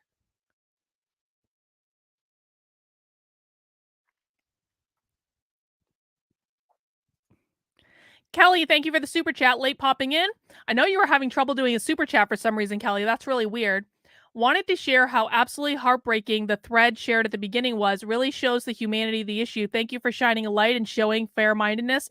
I appreciate that, Kelly. And guys, again, Kelly is talking about the thread that about the trans woman in Canada. If you would like to see that thread, it is currently the featured article on my Substack, which is scrolling across the bottom of the screen, carlin.substack.com. While you're there, please make sure you subscribe either as a free member or $5 a month, $50 a year. That helps me continue the work I'm doing. And make sure you check out the piece I did on autistic sex education. Please share this stuff out for me, guys. Share it on your platforms with your friends and family. I really do appreciate it. Of parents who hate sex ed when 98% of parents want sex ed in high school. So if you've got people standing up and shouting about sex ed in your school board, they're probably not from there. So when you stand up, the first thing you're going to say is, hi, I'm a parent at this district, or hi, I went to school here, or hi, I'm a taxpayer, I own the business on Main Street, or I have nieces who, whatever your relationship is to that district, because you have one, state that right up front. You're going to have about 3 minutes to talk, usually 2 to 3 minutes. I would practice that at home because it goes by so fast. Like 2 minutes is really, that's really great, Casmar. I'm glad you guys did that. So practice it at home. You maybe want to say why sex ed matters to you specifically. Do you have a story that you can tell from your own sex ed experience, from the sex ed experience that your child got? And then use one of the talking points that we talked about: transparent, age appropriate, inclusive. Thank the board for their time and their work, and you can sit right back down knowing that you've done an excellent job. That's awesome. Thank you, Jess. I spoke at the Miami-Dade School Board meeting earlier this year, and I was able to use some of those tips, and it was very helpful. And I will say practicing in those 3 minutes is definitely important, because before you know it, that time is up. You find a buddy. Like somebody's going to be very happy to sit in front of you while you practice your 2 or 3 minute speech, and also utilize the bathroom mirror. There is nothing stranger than talking to yourself in the mirror about something important, but it really does help. Right? I totally agree. Awesome. So we have a couple more questions. What tips do you have for sharing the correct information on social media? This is a really good question because it actually has a couple of layers. One of the things that happens with a disinformation campaign, especially one as outlandish as the kind that they're usually running against sex ed, is that you kind of want to shout, they're lying, from the mountaintops. But imagine seeing a Facebook page where somebody is saying something wrong about sex ed. I don't even want to repeat disinformation here, but they have put up something that is absolutely untrue and deeply disturbing about sex ed in your school. You might have the impulse to call a reporter and be like, look, people are lying about sex ed on Facebook. All that's going to do is make sure that the lie spreads to a wider audience than that Facebook page ever would have said. So, as upsetting as it is to leave false charges unanswered, you really want to answer the disinformation where it's showing up and only where it's showing up. And you don't want to repeat the disinformation. So if somebody on this hypothetical Facebook page is saying sex ed is pornographic, I'm not saying that you should at 10 p.m. get on your laptop and start arguing with them about whether or not it's pornographic. Consider creating a graphic that talks about the age appropriate nature of your sex ed curriculum, linking to the curriculum itself, perhaps. So if that graphic is viewed outside of the context of that Facebook page, the audience is just thinking that they're getting good information about sex ed as it's taught in their schools. If that graphic is viewed on the Facebook page, it's a really clear refutation to the nonsense that's being put there. So respond where you see it, and respond without repeating the disinformation. Just include the accurate information that contradicts the lie. Such good tips. Social media is so tricky. Yes. Awesome. So we have another question. What advice can folks that work for the state government do when they live and work in a state where they're not supposed to talk about it? Any advice for those folks? That's a hard one, I know. A tough and important question, but I would say have conversations with your friends and family. Like, not every conversation needs to be done on letterhead in a public way. And a lot of times, I think because sex ed is so non-controversial, people have no idea that it's under attack. A lot of times I wind up talking to districts that are really taking heat, but if you don't watch Fox News, you don't even realize that anyone's talking about the district. So one of the best things that— This is a great question. Can't reality differ from the curriculum? Yes. And this is something that people really need to wrap their heads around, which is that as soon as that classroom door closes, teachers can teach whatever they want. And there might be an approved curriculum, there might be an approved textbook. That doesn't mean that's what teachers are using to teach. They could be downloading worksheets off the internet. They could be having their class watch YouTube videos. How many times have we seen classes that are taught almost entirely by cartoons that are posted on YouTube that aren't even a part of the official curriculum? Happens all the time. So yeah, reality can absolutely differ from the curriculum. That's why curriculum transparency bills are so important. Those seem to have fallen out of fashion in the last year, but that was an effective thing. That should have been something that it should have been pushed far more. Yes, hey Derek, guys, I know how we can solve all of this. End the system. Separate government and education. I completely agree with that, Derek. That we can do to combat disinformation is to spread the fact that it's happening, not what they're saying, but the fact that it's happening, and the accurate information that people need to know. So I would say some casual conversations with girlfriends and family members and your casual acquaintances, not in your capacity as a state government official, is probably also deeply, deeply helpful. Thank you so much. Folks are wondering, a few folks in the chat are wondering about, is there an online website, or what should folks do about reporting disinformation? Do you know anything about where they can go? I mean, you can always report on almost every social media platform. There is a report for harassment, report for inaccuracy. They're teaching people to report people to social media, Gestapo. We are then how at the nice mercy of them. Mark Zuckerberg or Elon Musk and their people to take that information and do right by it. So I prefer trying to combat the disinformation than trying to spend time getting it to come down, because one is a much much higher lift than the other. Yes, Bernadette, it's Karen 101. Yeah, that makes sense for sure. Of course, if you see threats, report to law enforcement. It's not about Zuckerberg and Musk at that point. Call the cops. Yeah, for sure. And definitely keep yourself safe. Safe. All right, so there is another question that we have. Folks are curious really about like what happens when this argument is turned around on people spreading disinformation, and like why are they, preventing students from getting abuse prevention education? What do you think folks are trying to hide? What's going to be? Did you just hear how they framed that? Why are these evil parents just preventing people from getting abuse prevention training? Why do these evil right-wing lunatics want to prevent students from learning abuse prevention training? Wow. One of the questions you might ask when they try to use that tactic is, what % of the curriculum has to do with abuse prevention? I want a fucking outline. I want a syllabus. Underlying motive? Don't swear if you're asking the school for information. That's just something we do here. You can be nicer when you're talking to the school. For that. Jeez, I mean, if I had the real, I think the answer is fairly simple. It's the political power of it all.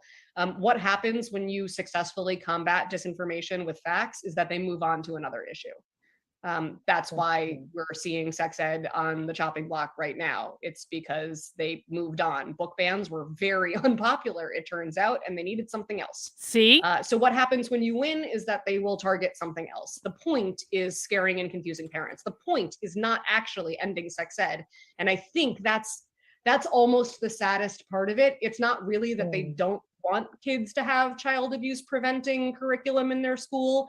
It's that they want parents to be scared and confused, because if they have to run on their honest agenda, nobody actually wants that, and so they will not win. This is actually a good thing that we should look into. What are they teaching in Oregon? I actually have a guy coming on the channel next week who's doing amazing work around the Oregon public schools. He's like a boots on the ground activist. He really understands what they're teaching. I think he's in Beaverton, Oregon, which is insane. But he also he sent me a lot of stuff on Portland. He's really interesting. He's going to be on the channel next Thursday. That is what it is. Yeah. Oh gosh. But there is hope. And I thank you so much for this presentation today. I mean, so many good tools for us to think about. I wish that when I was a teacher in the classroom, I would have had this presentation. That was one of the hardest things for me is, a parent coming up to me and saying this, and I was like, what do I say in return? Find common ground. That parents just concerned. You share their concerns. Exactly. That's why sex ed. Yes, exactly. Thank you so much. Did you just hear that? This fucking PR bitch, she's like, if concerned parents just come to you, find common ground, make sure they know you share their concerns, and the only solution is comprehensive sex education, which is just about preventing abuse. Oh my God. All right, guys. Well, that was the first presentation from the Amaze SexEdCon that we are looking at today. That was pretty much the end of that. So let's go and find another presentation, shall we? And I don't know. I kind of think so.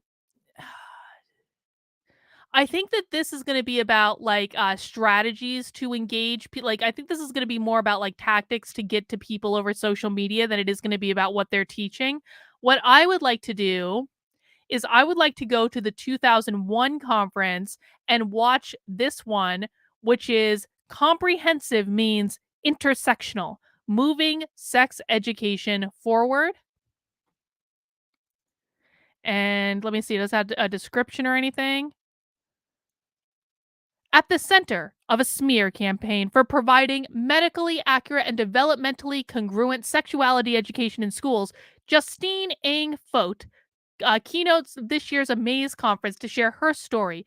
Justine will address the need for schools to partner with parents and assert who the experts are in the classroom, along with her recommendation on establishing a strong network of like-minded colleagues to learn on and heal with. Oh, she's from Colombia. Yo, anytime you guys see Colombia on anything, anytime you see any teacher coming from Columbia, Teachers College at Columbia or Columbia University in general, you run for the hills. Columbia graduates some of the most woke people in all of higher education. It was like the home base for the Frankfurt School. So it's uber woke. Teachers College, that autistic sex ed webinar that we watched the other day, that was from Columbia. That person has 2 degrees from Columbia. All right, let's watch this keynote. We're going to go over to YouTube to watch it because it's easier. And we're going to see what she has to say. Hang on. Don't start yet. I don't have the sound hooked up yet. All right, guys, please mount that like button if you are enjoying our show today. We are watching videos from the Amaze.org Sex Ed conference to find out what these people are teaching the people who are teaching your kids. An award to Justine Fonte.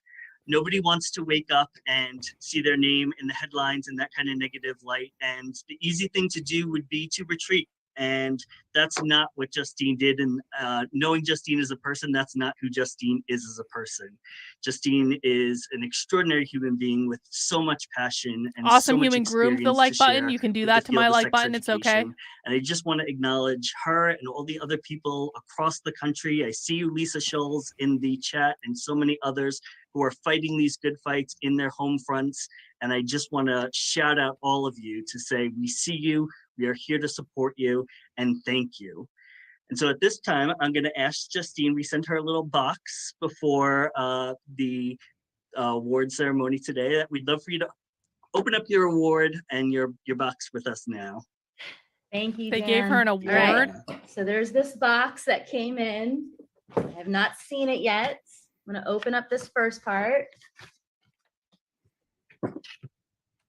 Justine, we're so grateful to call you a friend of Amaze and for all that you offer students in sex education and the sex education space. Thank you. All right. So here it is. Oh my God, Lincoln. Oh my God. This is so beautiful. I was asking Lincoln like 3 days ago, can I have an avatar for my slides? Everyone else has an avatar. And he said, we'll see. We'll see. And he snuck it in. Oh my gosh. Here it is, everyone. This is so beautiful. Thank you. Wow. Oh, there it is. I'm a cartoon. I've made it. Justine, there's no higher honor at Amaze than to have an avatar made of you. It is, you have reached the top. And this avatar is especially holding our award, the Janie, for you as our sex ed champion. So thank you for all you do. Thank you for keynoting with us today, and welcome. Thank you so much, Dan. Thank you. Thank you. Oh my gosh. This is awesome. This is so awesome. We love you, Justine. I love Amaze. I loved Amaze before I was Yeah, it kind of looks like a dick. It's like the MLK all right, statue. Let me do it looks like a dick. mini, thank you before I get into full-on keynote mode. This summer was really hard, y'all. It was really, really hard. What happened to this woman? For those of you that followed what happened, I'm sure you can empathize with what an experience like that must have been. Hang on. Who is this woman and what the fuck happened? It was specifically my family and my inner circle of best friends and Amaze.org and everyone behind that gave me the specific support that I needed. And I'll go into what healing looked like for me, but I felt so fortified to have picked a career in specifically sexuality education, because it has always been such a source of comfort, of encouragement, but especially when I'm in a crisis. You know who this woman is? You know who this is? Wait for it. Let me show you. Sex ed teacher out at Dalton after masturbation lessons for first graders. Justine Fonte, who also taught a one-day workshop on porn literacy to juniors at Columbia Grammar and Prep last month, that angered parents will not return to school next year, according to an email Dalton's head of school sent to parents on Friday. And this was in June of 2021. I remember this. She taught first graders how to masturbate. And now she's giving, and for that, she was rewarded by being the featured keynote at the Amaze.org Sex Educator Conference.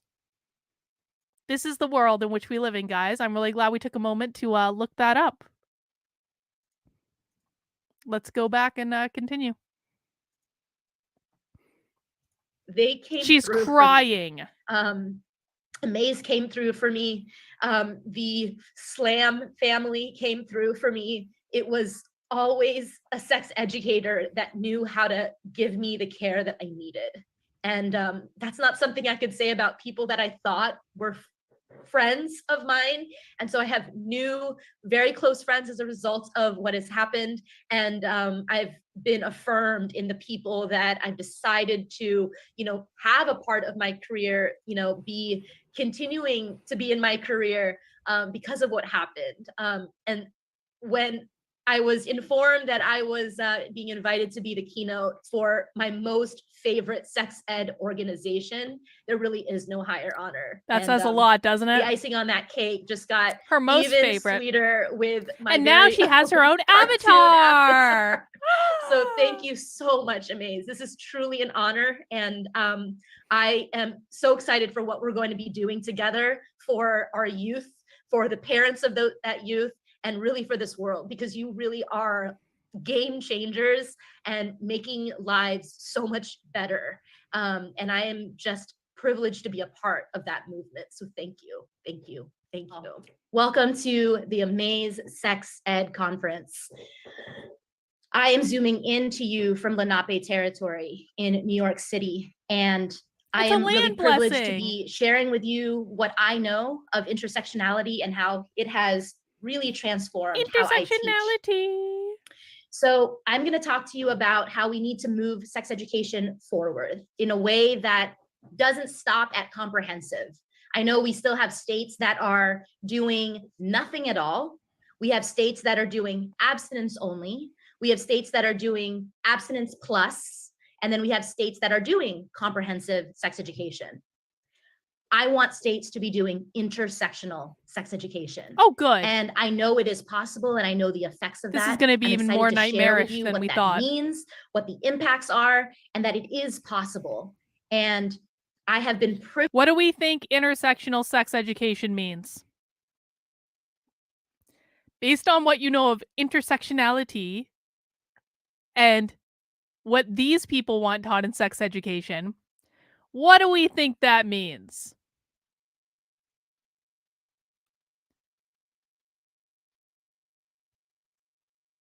Equity in sex education? I would say anti-racism in sex education. I would say LGBTQ plus IA two-spirit, whatever the fuck, in sex education. I would say that radical gender ideology is going to be a part of this. There used to be comprehensive sex education without teaching about gender. I'm going to say that's probably going to be a part of this. Let's find out. Privilege to be in schools that allow me to do this very thing. But it's not just about learning what Professor Kimberly Crenshaw has taught us about intersectionality. It's about being about it. It's about living it.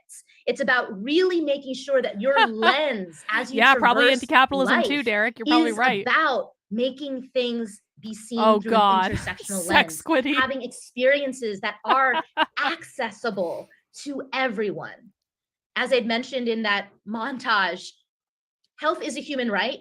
Not everyone has equal access to it. that is because we are still living in a white supremacist world. We are still living in a world that does not want someone like me, someone Oh, don't like act like they me think to you're be able oppressed, to even honey. talk about these things, but experience sexual liberation. So if I'm an adult in a classroom with young people who look like me, who are a person of color, Liberate from what what? does it mean for them?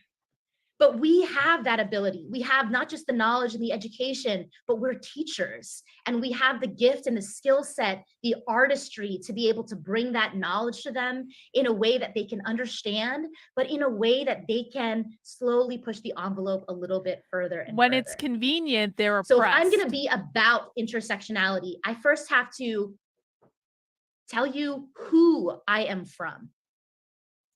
I am from the ancestors in my life who are both living and past from the motherland of the Philippines. These two pictures on the left here are of my parents when they were young people. And they are also on this Zoom somewhere on there. So give some shout outs to my parents who are on this Zoom. I'm sure her parents These are are very my proud. ancestors who have passed. Most recently, my maternal grandmother who passed this past spring, right before my life also turned double upside down. So these are my grandparents, and it's important for me that you see what they look like and who they are, because they have greatly informed who I am and how I come into a space, how I come into a classroom, and how I talk to my young people, because I know that they are not just a student that is studying. Well, Steve, it's not grooming though. It's just preventing sex abuse. This is one of the language games that we've learned today. It's not grooming. It's not grooming. We just want to prevent kids from being abused. That's what it really is. Studying for their test the next day, or trying to be a good child to their parents or a good friend. They also have a story that they've already come into that classroom space with. And I want to know pieces of that, because so much of intersectionality is about storytelling and sharing who you are in the fullest, most authentic ways. Except if you're a conservative. Here's me in California, 1985. This is on day one. I was born and raised in Ohlone territory, and that picture was very predictive of what she would grow up to. In the 1970s. This is my older brother, Vince, and he is now a commander in the Navy. So this is my day one here, right? And when we're thinking about womb to the tomb, did I get that opportunity to have intersectional sex education parented to me, or a lived experience from day one? No, the answer is not. The answer is not the case. Hang on. So Kelly is saying Sexuality Liberator and Movers Slam webinars there. What is that? Hang on. Let me write this down before I... Oh, shit. My computer's about to freeze on that thing that I was pulling up. I have to write it down somewhere else. Is that like a YouTube channel? Sexuality Liberator and Movers Slam. Okay, I wrote that down, Kelly. Thank you. That I had womb to the tomb experience. But I started to really have some self-awareness, because I didn't look like everyone else in the schools that I went to. And already this is the Silicon Valley, which many of us know is quite diverse. Now, diverse in terms of race, but back in 1989, not so much. And then I went to a elementary school that was equally not diverse, a high school that was even less diverse, and then I went to UC San Diego, which was quite diverse. But that's when I started to question, who am I, and who am I in this world, and what is my role in this world? And being raised as a Catholic, and not just a Filipina, but a Filipina Catholic, told me a lot about who I am and how I'm supposed to serve others, my role as a Catholic, and also what does that mean about how I understand sexuality. Today, as a sex educator, I think about being raised Catholic so much, because I know that for many people that were raised like me, it holds them back. And I also know that there are community spaces that are actually moving this forward in a way that faith and sexuality can live together, not just in unison, but also in liberation. We're far from achieving that fully, but having this back. Anytime you hear the words liberation or abolition from someone like this, you need to assume that they are Marxist. We only hear the terms liberation and abolition from full-on Marxists. Now, she might not know she's a Marxist. She might not think she's a Marxist. She would never admit that. Well, that's not true. Sometimes they do admit that they're Marxists every once in a while, but not in this context. Like if she admits it, it's going to be on a completely different presentation somewhere. But that is a dead giveaway. Liberation, abolition, Marxism. And having this childhood that was heavily a part of the Catholic Church and Sunday Mass every single week was something that I really think about in how I'm reaching my students who are faith-based, whose parents are very maybe draconian in their thinking, and how I can still reach across and allow them to feel authentic in themselves and be seen as their full self. Now, when I was growing up, I figured there were only really 3 things that I could be. I could be a news anchor, a figure skater, or a physician. All totally fine and well, great professions. But it was specifically that in the 1990s, these were the only women that looked like me that I saw on a regular basis. So Connie Chung on the left, news anchor, Christy Yamaguchi in the middle, Olympic figure skater, and maybe you don't know, but you should know, my mother, a physician, rheumatologist and internal medicine specialist. And so when we're thinking about visuals and representation, I felt limited on who I could be because this is all that seemed closest to me. And if I were going to be really seen, it meant that I would have to be limited to professions that white folks were already comfortable seeing on a regular basis. Now, as I started to explore more about my racial identity, it was interesting being a brown Asian in a culture that is quite anti-Black. The darker my skin was, the less value I was deemed to have. But that wasn't something that made sense to me until I was an adult. As a competitive tennis player and captained the women's tennis team at UC San Diego, she was so oppressed that she played the completely cheap and proletariat sport of fucking competitive tennis, and was so oppressed that she became the captain of the tennis team at UC San Diego. That's how oppressed this woman is. Tennis is not a cheap sport at all. It's a bougie sport. I was in the sun all the time. Oh my Sometimes word, people you would were in the ask me sun? if I was multiracial Black because I would get so tan. And it was just a really interesting experience because my family didn't always receive my tanness in the same way that my white friends did, who thought it was something sought after. I'm so jealous of you. You have such beautiful skin. She's saying her and it's family just is so racist. golden. She just called But her in the family Philippines, racist. it would be the complete opposite. It'd be like, aren't you American? Why are you so dark? And I didn't make sense of the anti-Blackness again until later on. I thought it was a skin cancer type of protection that they kept bringing up to me. But it was something that was always on my mind because tennis was a huge part of my life. 4 hours a day, every day, up until I was 22 years old. She's so oppressed. Ask me now, I barely play. Burnout is a real thing. Nonetheless, this is a huge part of my life. So in 2008, I decided I'm going to become a teacher. And before I started in my placement school in the state of Hawaii, I started in the abstinence-only state of Texas. I had a classroom of 24 students who were in Houston, Texas at this Title I middle school. And of the 24 students, 2 were already pregnant in this 8th grade class, and 2 were already parents in this 8th grade class. God, that's so sad. But there was also one other student there that really made an imprint on my journey towards being a sex educator. Her name was Maria. And Maria did not show up for 2 out of the 5 weeks that I just want to say, I actually do think, like, I'm not one of those people that doesn't believe there should be sex education. I do believe there should be sex education. Kids need to be taught how not to get effing pregnant.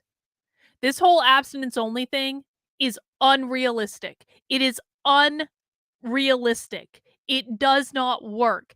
Telling kids just don't have sex and nothing bad will happen will not prevent them from having sex. They do not have the logic, reason, function of their brain developed. They can't think like that. They're going to have sex. Many of them are going to have sex. You don't want them to get pregnant. You need to teach them how that works. I'm just not on board with all the other crap. But, like, in terms of, like, preventing pregnancy, preventing STDs, teaching them how to put a condom on a banana, totally fine with all of that. And if conservatives really wanted to save babies, they would put a lot more effort into preventing unwanted pregnancies in the first place. I was teaching this summer school.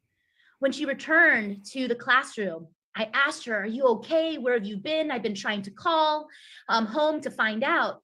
She had told me that she had been sick and that she had been bleeding a lot. I was very concerned. I asked her, "What do you mean bleeding? Where?" And she said, "Miss, down there." And I was just thinking, down there could mean anything. I thought it was like some type of external trauma she was experiencing, only to find out when she said down there, after probing more, she had meant she was actually having her period. But she had no idea what to call it. She had no language for it. She didn't understand why it was happening. She just knew it hurt so much to the point where she couldn't walk, she couldn't come to school. Her parents didn't know about this. They were working more than one job, and she felt bad. She didn't want to put them in a position to have to take off work to then get her the care she needs. So she just didn't come to school. Maria was 16 years old in 8th grade. So if you're a teacher in the United States, you know that when you're in 8th grade, you're typically 13 to 14 years old. This was her repeating 8th grade for the 3rd time. She has missed half of the school year since 6th grade because that is when her period started. I went to the principal later on that lunchtime and told her, "You have a 16-year-old student who comes to school half of the year because she's on her period. What are you not teaching and why not?" And she said, "Justine, it's a slippery slope here. It's abstinence only in Texas." And I said, "Does that also mean that you're abstaining from teaching science?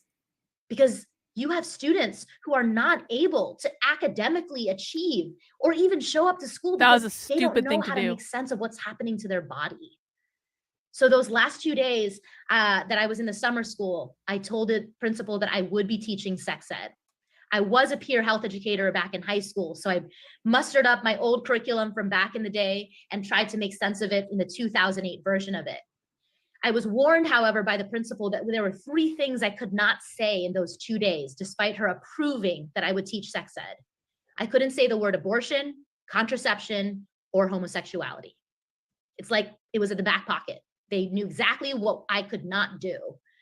So the smart aleck in me said, "That's fine. I have a thesaurus. Will be great."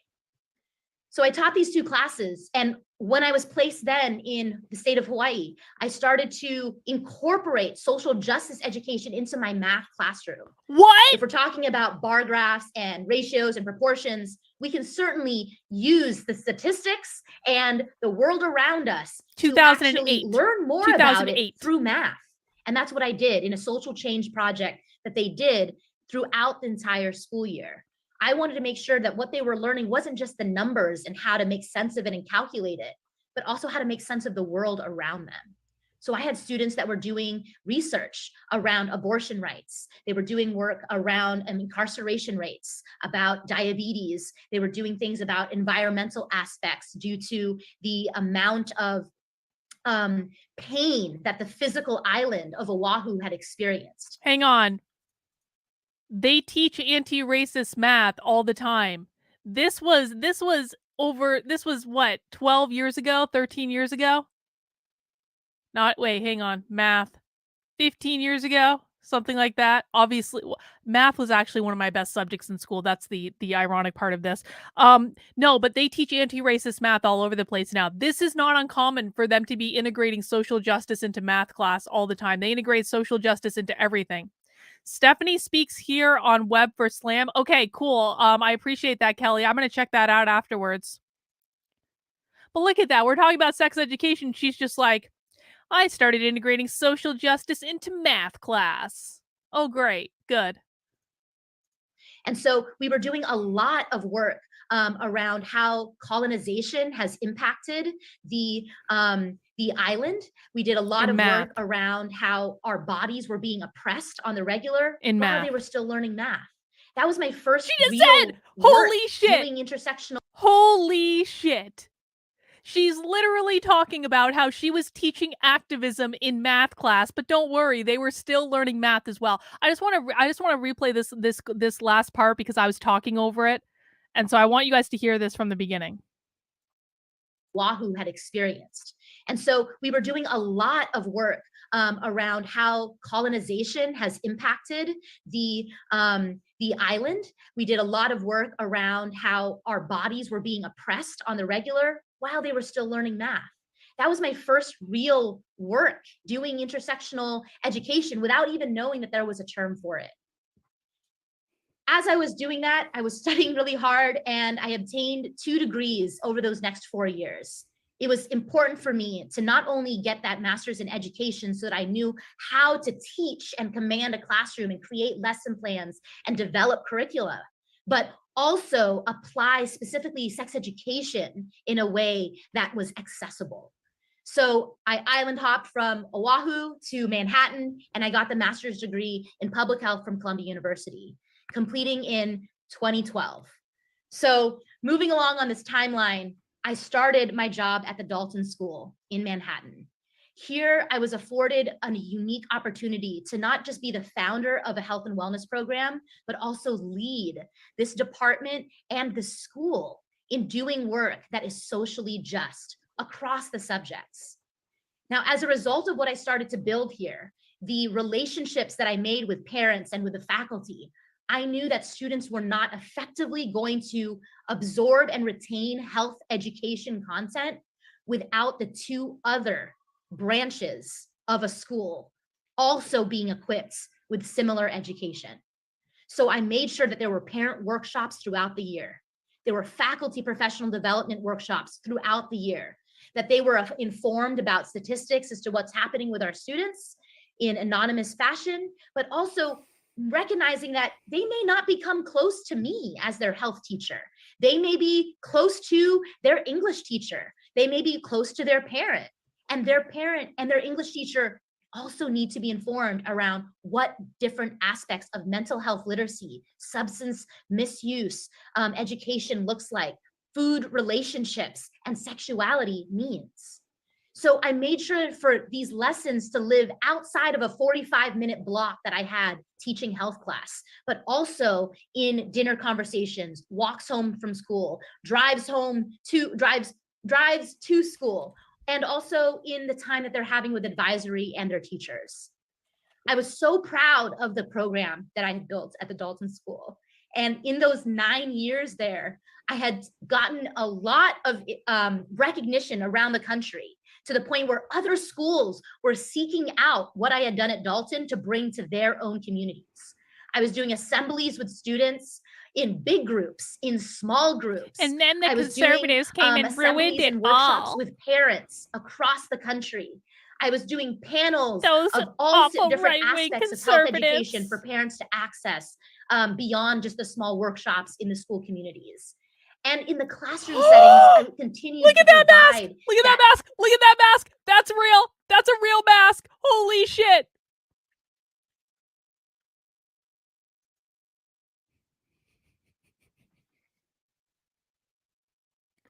I didn't think those were real.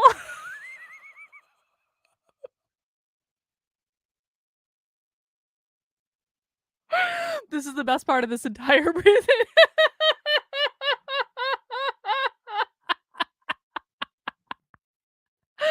She's wearing a mask with a giant slit in it.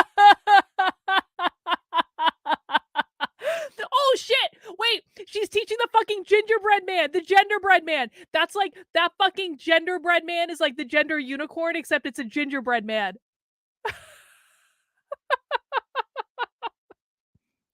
Look at the mask, it has a slit in it. As to health talk. education and sex education in the ways that students are used to in smaller classroom formats. I was invited several times by a New York City comedy club to be the sex expert for this dating show, this 90s dating game show. And so helping adults navigate relationships and dating that they're dealing with. And in that time as well, I co-created Raise Pinay, which is a production inspired by the vagina monologues that I had been a part of for many years. And I wanted to make sure that Filipina stories were represented on a stage. So we brought together a group of women in 2016 and went through months of drama therapy of unearthing their most vulnerable stories of their womanhood, where we shared on stage and as a fundraiser for Roots of Health, which is the NGO that I am vice president of the board for, based in Palawan. But why didn't they just take the mask off? Think of it like it a wasn't Planned doing Parenthood in the anything. Philippines. And when you're thinking about the Philippines and the draconian Catholic country that it is extremely radical to have something like Roots of Health present. Oh yeah, she's a true delivering believer, sex all right. education 100%. for its young people in schools and delivering it for families. She deserved to get so that ripped by they conservative can media. actually F her. learn, but also have access to prenatal, postnatal care and access I mean, to I say protective yes, but methods should they not want to have a child. we should at this reclaim the time word. or anymore. All of these services free of charge and completely legal, but just so uncommon in a country like the Philippines. So being a part of this community, Raise Pinay, was the first of 4 generations where we've now raised $45,000, raising money for Roots of Health in the Philippines, but also uplifting Filipina American stories in New York City for the last 6 years. And then on May 20th, 2021, my world went upside down. And then the thing that was ironic is that this was me. meant to be a month to celebrate someone like me, Asian American Pacific Islander month. Instead of that celebration, on May 20th, I got a phone call that I thought was actually a person that I had given my phone number to schedule a first date from a dating app I had met this person on. I answered the call and I said, hello, thinking it was that person because they said they were being calling that night. And instead it was the New York Post, asking for a quotation from me to defend myself for a recent lesson I had delivered over the course of my 10 years, but delivered recently that month. That article became 2 the following weekend. It became 3 the following weekend, and it became 4 Wah, the end of that wah. month. I do not feel sorry for So you. You June got what was you a fucking tough deserved. time for me. While I'm still teaching my first, second, and third graders health class. You weren't teaching them And health, honey. having this level of vitriol come into my inbox in a global scale was something I had never experienced and wouldn't wish even on my enemies. What was interesting about this experience was that I was born and raised to be a people pleaser, and the complete opposite was happening. And what the New York Post actually challenged in me was thinking about whether or not I was actually wrong. You I are wrong. questioned if whether or not what I was doing was the right work. Because I was so used to— You know, this is actually really good for us to hear, because what I suspect she's going to say is, these evil conservatives convinced me that I am doing exactly the right thing by teaching first graders how to masturbate in school. Yes, exactly. This was the school that that Megyn Kelly pulled her kids from. That's exactly right. Same one. It's also the same school I think Paul Rossi taught at it. Dalton is the bougie of the bougiest. So this actually made her double down. Getting canceled by the right made her double down. There's a lesson in that somewhere. to making everyone happy around me, being a caregiver, and people were angry at me. I can't imagine why. Not just angry, but people wanted me dead. Oh, welcome to the club. Such an incredibly powerful experience because I had to evaluate how important it was for me to people please or who are important to me. Now, people were furious, parents alike, schools alike, right-wing conservative media alike, to the point where the amount of attention this was getting was really uncommon for sex education. We've always gotten. By the way, that fucking sex ed video that Ben Shapiro's reacting to, I was the one that put that on Twitter. Matt Walsh stole that shit from me too. I'm just saying, that's real. That video that Ben Shapiro's reacting to came from me. Then Matt Walsh stole it and claimed it as his own. And the reason I know he stole it from me is he just took the video embed from my tweet, so it still said my name under it. That was how Ben Shapiro found that insane video to react from. I'm just saying, if conservative media is never going to give me credit for anything, I'm going to take the fucking credit myself. They found it from me. Because I watch shit like this all the time. Heat, but never to this global scale. And mentors of mine that I had reached out to, close to the Amaze community. Yeah, Reagan remembers, she was there. Had gone through similar experiences, not to the degree that I was experiencing, but they had all advised me, lay low, there's going to be a new news cycle in 3 weeks. But this was different because I had 4 articles from this tabloid that was written about me. And after those 4 articles were written, it just felt like it was never going to end. The news cycle just recycled into being something about what I was doing, leading all the way up to my resignation from the school. And so I had learned that when it comes to vitriol that's being sent back to you, you can decide to stay quiet about it. It would not surprise me at all. If you feel it wouldn't surprise that is the me. Safest option for you. And it honestly probably would have been. But I am still here today. And I do know that it's not in me to just be quiet. I'm too much of an extrovert, too much of a Capricorn to let that happen. I wanted to turn this notoriety into something productive for our community. Because what I realized was this: sexuality educators are actually building actual change. And it's our collective strength that makes other people fear us. And that was something that I recognized. What I'm doing is actually right. And I kept thinking about, you know, what my father actually said to me in this time. He had said, Tin, if you know what you're doing is right, is moral, and is ethical, then you need to stand proud and know that you're always going to have people that are in opposition to what you're doing. But that doesn't mean that you stop doing what you're doing. And that was really powerful, coming from an immigrant who's in a survival mentality, yet knows that his daughter has the audacity to claim equity and freedom in her generation. And that's exactly what I wanted to do, not just for me, but make sure that I was the last person to be villainized in this way. So I left the Dalton School. 9 years as the director of health and wellness. This is me leaving my office in tears, but with grace and with compassion for what this school had afforded me in those 9 years to develop something that no other school was doing, and to set me up and tee me up. How much you want to bet Dalton's still teaching this today? In freelance. She was just a sacrificial lamb. They're still teaching it. How do I heal? Well, I'll tell you what healing looks like for me, because hopefully this can be practical for any of you if you're just going through a tough time. Hopefully not something as intense as what I experienced. But healing was really important because that is a huge part of intersectionality. Understanding all of your identities and leveraging the ones that can help you heal at that moment. So in the short term, my healing looked like food deliveries from friends that just really understood me. That's not from friends, that's from DoorDash. Popping up in my front door, and that was everything. That's called DoorDash. I got a lot of text messages that were just saying, sending you love and sending you strength. DoorDash. Appreciated, but I replied with a heart emoji because I had no capacity to say anything more than that. But it's the... Why hasn't anyone ever sent me food when I've been canceled? Where the fuck were all of you?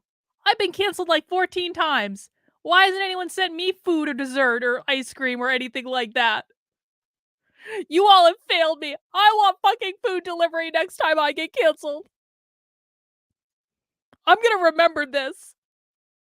Food deliveries that I felt seen.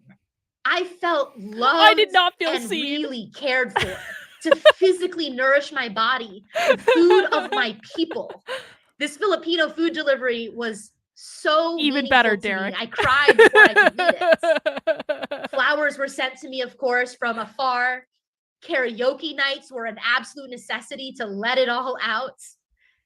I flew to Kansas to be with my best friend so that I could move cattle and be in a place where most people don't know the New York Post or would see or recognize my face like they often did in New York City. And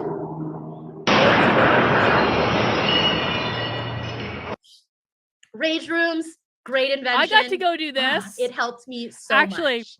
So that's I will say that a member of my locals community did actually get me a gift certificate for a rage room. I will say that was a good fucking present. I got to say that. all the short-term healing. What does long-term healing look like though? Because that's really what was key. I didn't want to just get over it. I wanted to make sure that I was sustainably going to be okay. And what that looked like was first understanding that this smear campaign was specifically against an Asian woman. So what does that mean? It wasn't And how did because we you were get to that Asian. point? Well, we live in a world that is still run by white supremacy. Oh my God. Currently in the United States, we are a nation that is Not if you don't let me teach children to masturbate when they're in the first grade, you are a white supremacist. Are you shitting me? very divided. There is a current racial reckoning that we are experiencing. God, hang on, we got a super chat from Steven. Thank you for the super chat. I thought this was about the kids, but she makes it all about her. How many times has she said I or me? Isn't that funny, Steven? Isn't it funny that the talk on intersectional sex education is not actually about educating kids, but is about how she got canceled by conservatives for teaching first graders how to masturbate and her blaming it on her being Asian. Oh my word. Whether it be in our schools, our companies, or even in our own families and I'm communities. so glad we watched this. This is We are great. This is comedy. I experiencing needed a this. global pandemic. There's technology that captures and spreads news faster than any other time period we've been in. And when what? Hang on. Seriously? Jacinda resigned? Why? I mean, I'm not opposed to that. That woman is like crazy. So this is a good development. Thank you for breaking that news, Naruto. I appreciate it. you add all of that together, yeah, go ahead and smear an Asian woman during AAPI month. Yeah, so it's all about you being Asian. Sense of this. Now, what I learned is tip number 1 for long-term healing: compassion for our shared oppression. Now, take a look at what happened in my inbox. People tracked down my email address, and I got 2 different types of emails that I was always scared. Was this going to be a good one or a bad one? I would open it up and one said, "Dear Justine, I read about you in the news. I'm a mother of 3 and as a child was molested by my uncle for 11 years. I'm encouraged to know that my children may get the education I wish I had that could have set me free. Thank you for what you are doing for our youth." Oh, is that what happened? Immediately after, as I'm going through my Fascinating. inbox, I get this email. Thank you, Stephen. "Your mother should have aborted you, and if you ever step foot in my country, I'll shoot you myself." Yeah, see, this is the stuff. I'm just going to say this, guys. This is the type of thing that you should never send people that. And I say that as someone who has gotten my fair share of emails from conservatives that look exactly like that second one. And yes, they are conservatives. They are not secret leftists. Do not dare say, "Carla, no, they're not conservatives. They're people pretending to be conservatives. They're leftists." No, they're not. Don't ever do that shit. I don't care how mad you are. I don't care. Like, if you want to blow off steam, You go and do something far more productive. Go punch a punching bag. Go lift some weights. Go to the range and shoot a gun at the range safely. Don't send emails like that. It always works against you, and you gain absolutely nothing, and you make people hate you.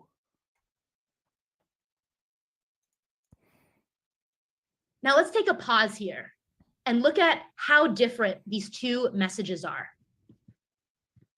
What do these two messages from strangers have in common? I'll tell you.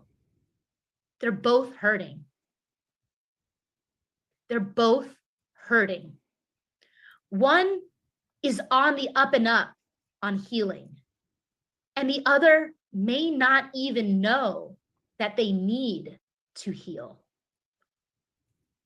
So what I learned is that when it comes from the hurt, where is that hurt coming from? It's coming from white supremacy. And what I know about the white supremacist culture that it normalizes in us is that it affected me in this experience. So of the tenets of white supremacy, here are the ones that were very clear in terms of how it was impacting my life at this moment. The either or thinking, the power hoarding, the sense of urgency, the paternalistic thinking, objectivity, fear of open conflicts, the right to comfort, and individualism. Now, these are just some of Timeo Kuhn's white supremacist tenets here. I encourage you to look up the rest because it is extremely critical in how we are teaching intersectional health education and just understand. Every single one of those tenets of white supremacy are simply based off of things that people don't like. That's all it is. It's based off of things people don't like. That list of tenets of white supremacy is such bullshit, is not backed up by any research. I actually looked into this quite like extensively. This is literally just, let me make a list of all the things that I don't like and then call them white supremacists. It's basically like the unpacking of the invisible knapsack paper, where basically this bougie white lady made a list of like, here are all the things that I can do because I'm white, with no research or no references, and it's become like the Bible for these people ever since. It's the same with this white supremacy document. Understanding our place in the world. We have normalized so many of these things in our own world, even me as someone who is not white, because I am someone in that world. And these things were very relevant to my experience. So if this is something I'm dealing with, I can see this as a comparison to what our kids are dealing with on the regular in their own classroom spaces, whether or not they're BIPOC. Individualism is one of the tragedies, many tragedies that come from our white supremacist mentalities. It's almost like they're saying we need to be collective. She literally just said it. Holy shit. And that I was making a smart ass remark saying it's almost like she wants people to think of us as collectivists. And then she was like, they're not even thinking about us as collectivists. Many tragedies that come from our white supremacist mentalities. We don't want to think as a collective. No, we don't. Want to think as a community. No. And that is where it was so I'm not responsible clear for you. That most of my healing was coming from the people around me in my community. It's the sexuality liberators and movers, folks. My fam from there. Stephanie Zapata, Tanya Bass, Melissa Carnegie. They're the ones that came through for me in ways that other people were not, because they understood the situation that I was in a way that necessitated community healing. So number two, for long-term healing, affirmation that my pedagogy is actually supported. Now, you all know sex ed is a real and helpful thing. Here are just some statistics to fortify that. 93% of American adults support sex education. 62% of Republicans believe the government should support comprehensive sex ed programs. Not what you're teaching, not intersectionality. Steven says, wait a minute. Don't they consider Asians white in the woke BIPOC mob? I thought Asians had privilege. Okay, I need to write an article about this for my Substack because this is something that needs to be explained over and over and over and over and over again. Generally speaking, the woke oppression hierarchy will be something to the effect of, with most oppressed being at the top, Black people. And the darker your skin is, the more oppressed you are. Then, generally speaking, under that is going to be Native Americans. Generally speaking, under that is going to be Latinos and Hispanics. Generally speaking, under that is going to be Asians. Generally speaking, under that is going to be Jews. And generally speaking, under that is going to be white people. Well, white people are always going to be at the bottom. Black people are always going to be at the very top. White people are always going to be at the very bottom. However, there's fluidity in the middle. And even though Asians most often are at the bottom of the woke oppression hierarchy, and another name for this is the progressive stack. They call it the progressive stack. I call it the oppression hierarchy. Asians are generally speaking at the bottom, except if there's a reason for Asians to be oppressed.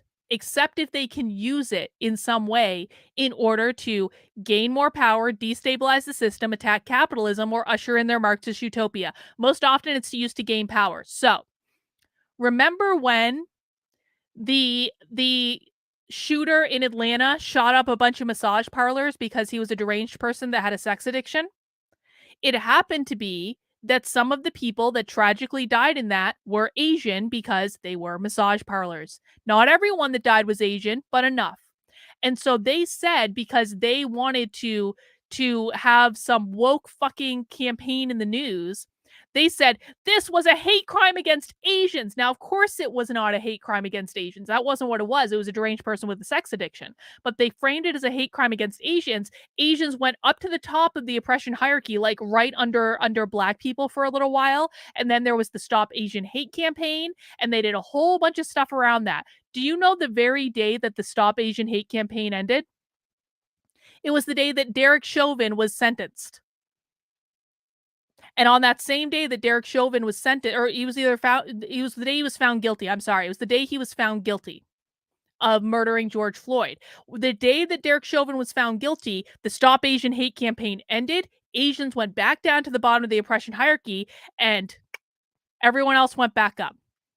Asians are only considered to be oppressed when it is convenient for them to be oppressed as part of their story. That's it. So, and you have to look at it like that. So again, Black people will always be at the top. White people will always be at the bottom. The rest of the groups in the middle, it's fluid. It's like how Jews are almost always at the bottom, except when they want to call Kanye West an anti-Semite. And Kanye West legitimately did say anti-Semitic things. Let's just be clear. Kanye West is a legitimate anti-Semite. We're not gonna get it twisted. But the left doesn't care that Kanye West is an anti-Semite. What they want to be able to do is use it to gain oppression points, and all of a sudden, they cared about Jews. When in fact, they very rarely care about Jews. They hate Israel. So any group except for white people can have their oppression go to the top of the list, under Black people, of course, because Black people will always be at the top, as long as it is convenient for the narrative in order to be able to do it. And you can watch this stuff happen in real time. Welcome, Gayla. And thank you for the comments you've been leaving on my Substack. I have been noticing them and I appreciate them. Guys, please mount that like button if you have not already. We are watching videos from a sex ed conference so that you can see what your kids' teachers are learning. I should note in the citation, this is in 2009. However, there was a time in the United States where it was a majority of Republicans. And I want that to be known at a sex ed conference. They didn't know what intersectionality was. More than 140 organizations support comprehensive sex education, including the American Academy of Pediatrics. That's not the same American as intersectional sex education. American Medical Association, American Public Health Association, and the National Education Association. So if you need to ever get backups as to why you're doing what you're doing, screenshot this right now. I give you my full consent. Show that to your head of school. Show it to your principal. Show it to your parent that's giving pushback. Because they are in the minority there if they don't like what you're doing around comprehensive sex ed. Why do so many people support this? She's getting angry Because now. look at the outcomes. She's We feisty develop an now. appreciation for sexual diversity. Oh! We develop Oh! information. Look at the bottom. Brooklyn Way. What's at that very bottom? What's that say? Social, emotional fucking learning.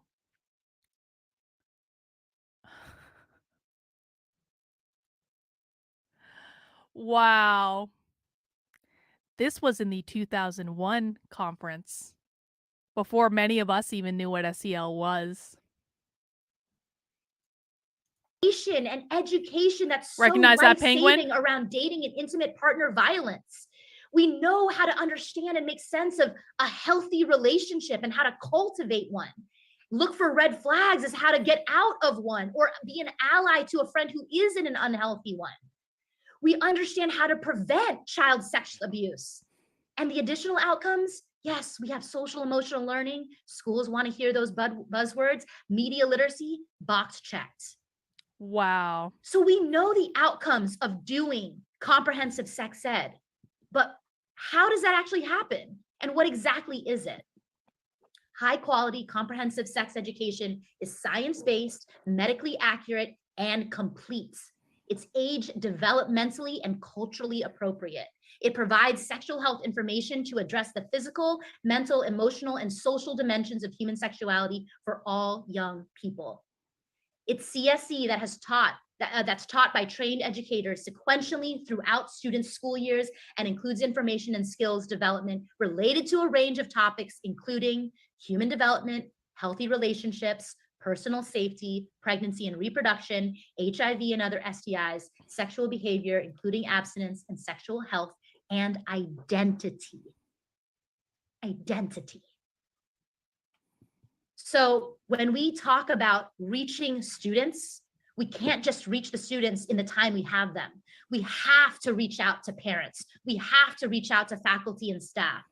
Any adult that is in this child's life, maybe it's a coach, maybe it's the bus drivers, maybe it's the security, maybe Oh it's the yeah, I definitely cafeteria want the staff. bus drivers teaching my wanna kids make sure about sex. They That are makes also sense. equipped. Now, it's important that when we're going into that classroom, we're already comfortable because we know that the parents were informed ahead of time. We already are comfortable. Hang on, Brooklyn Way is making a really good point, and I want to make sure everyone sees it. She's talking about it wrong. Comprehensive sex education is part of the social emotional learning framework, not an outcome. The comprehensive sex education grift was mostly developed by Castle around funded studies. Thank you for that, Brooklyn Way. After they leave that 45-minute session with you, they then go to math class, and that teacher is well informed about the work that you're covering. It's our duty to make sure that it doesn't get canceled out after they leave your time, because I know how limited sex ed or health ed is in most schools that aren't prioritizing it. So are we tapping on the resources of the DEI department, the diversity, equity, inclusion department?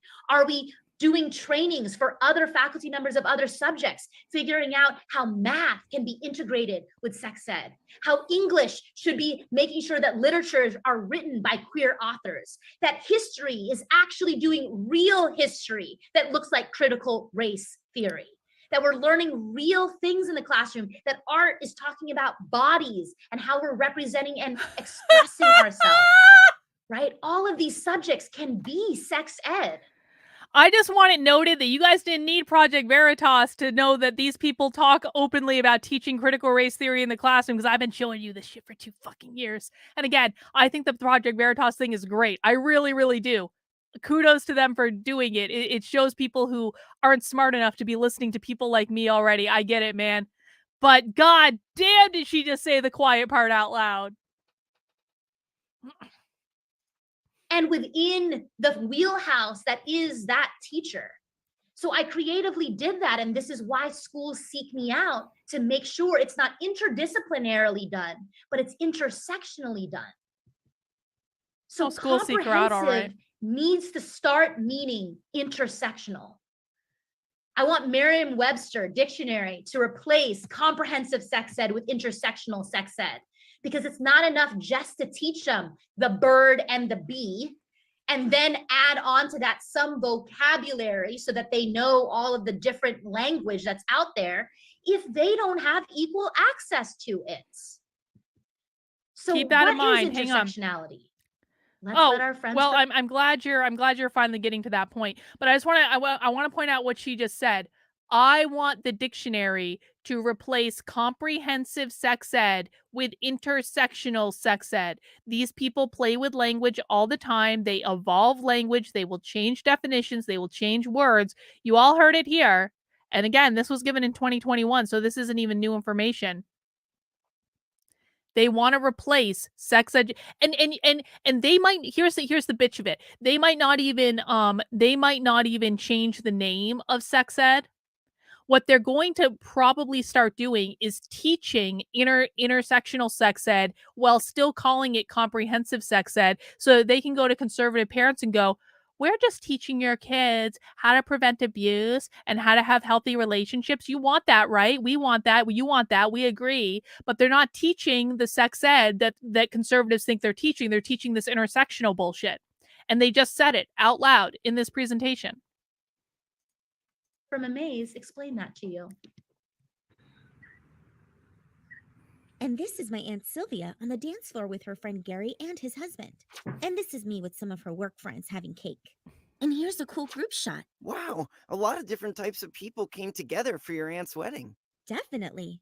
That sort of reminds me of what you were telling me about intersectionality, Mom. What's intersectionality?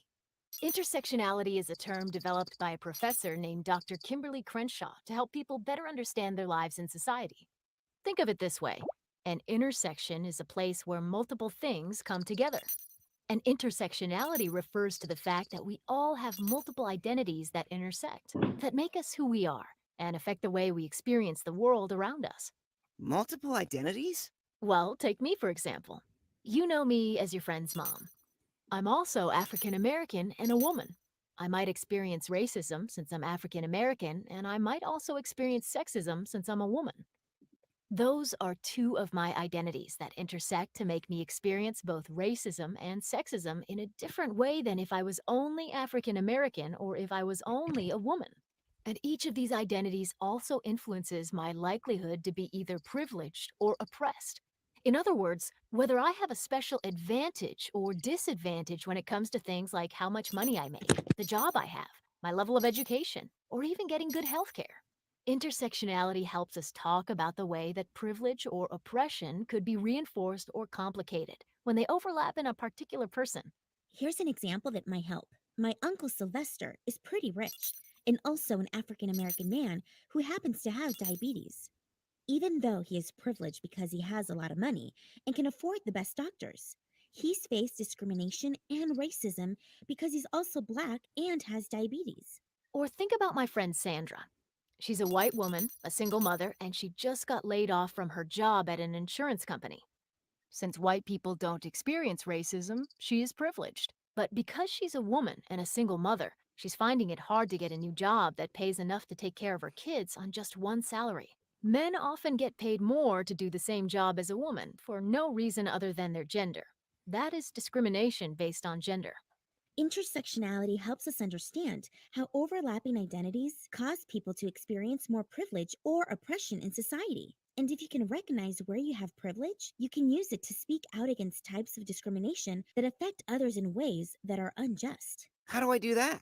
Because you're a heterosexual white male with privilege, it's important that you stand up for someone who is being bullied and make space for others in places or situations where you have privilege.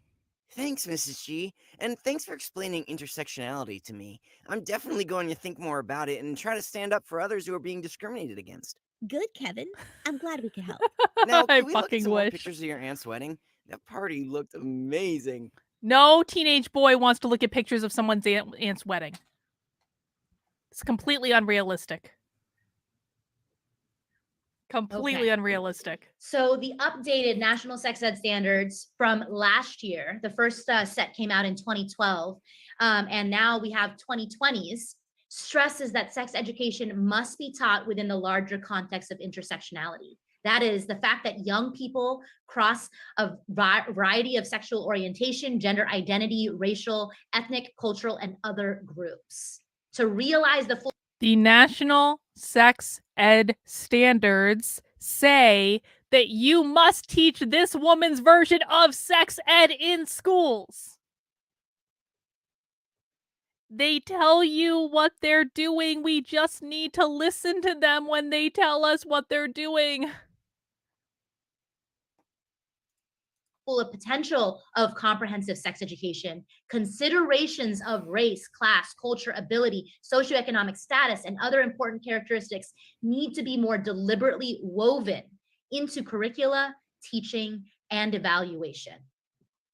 Now, I had mentioned about embodying and being about an intersectional life. So it's not just teaching what it is and making sure that you're including other aspects of identity, but it's also about being about it.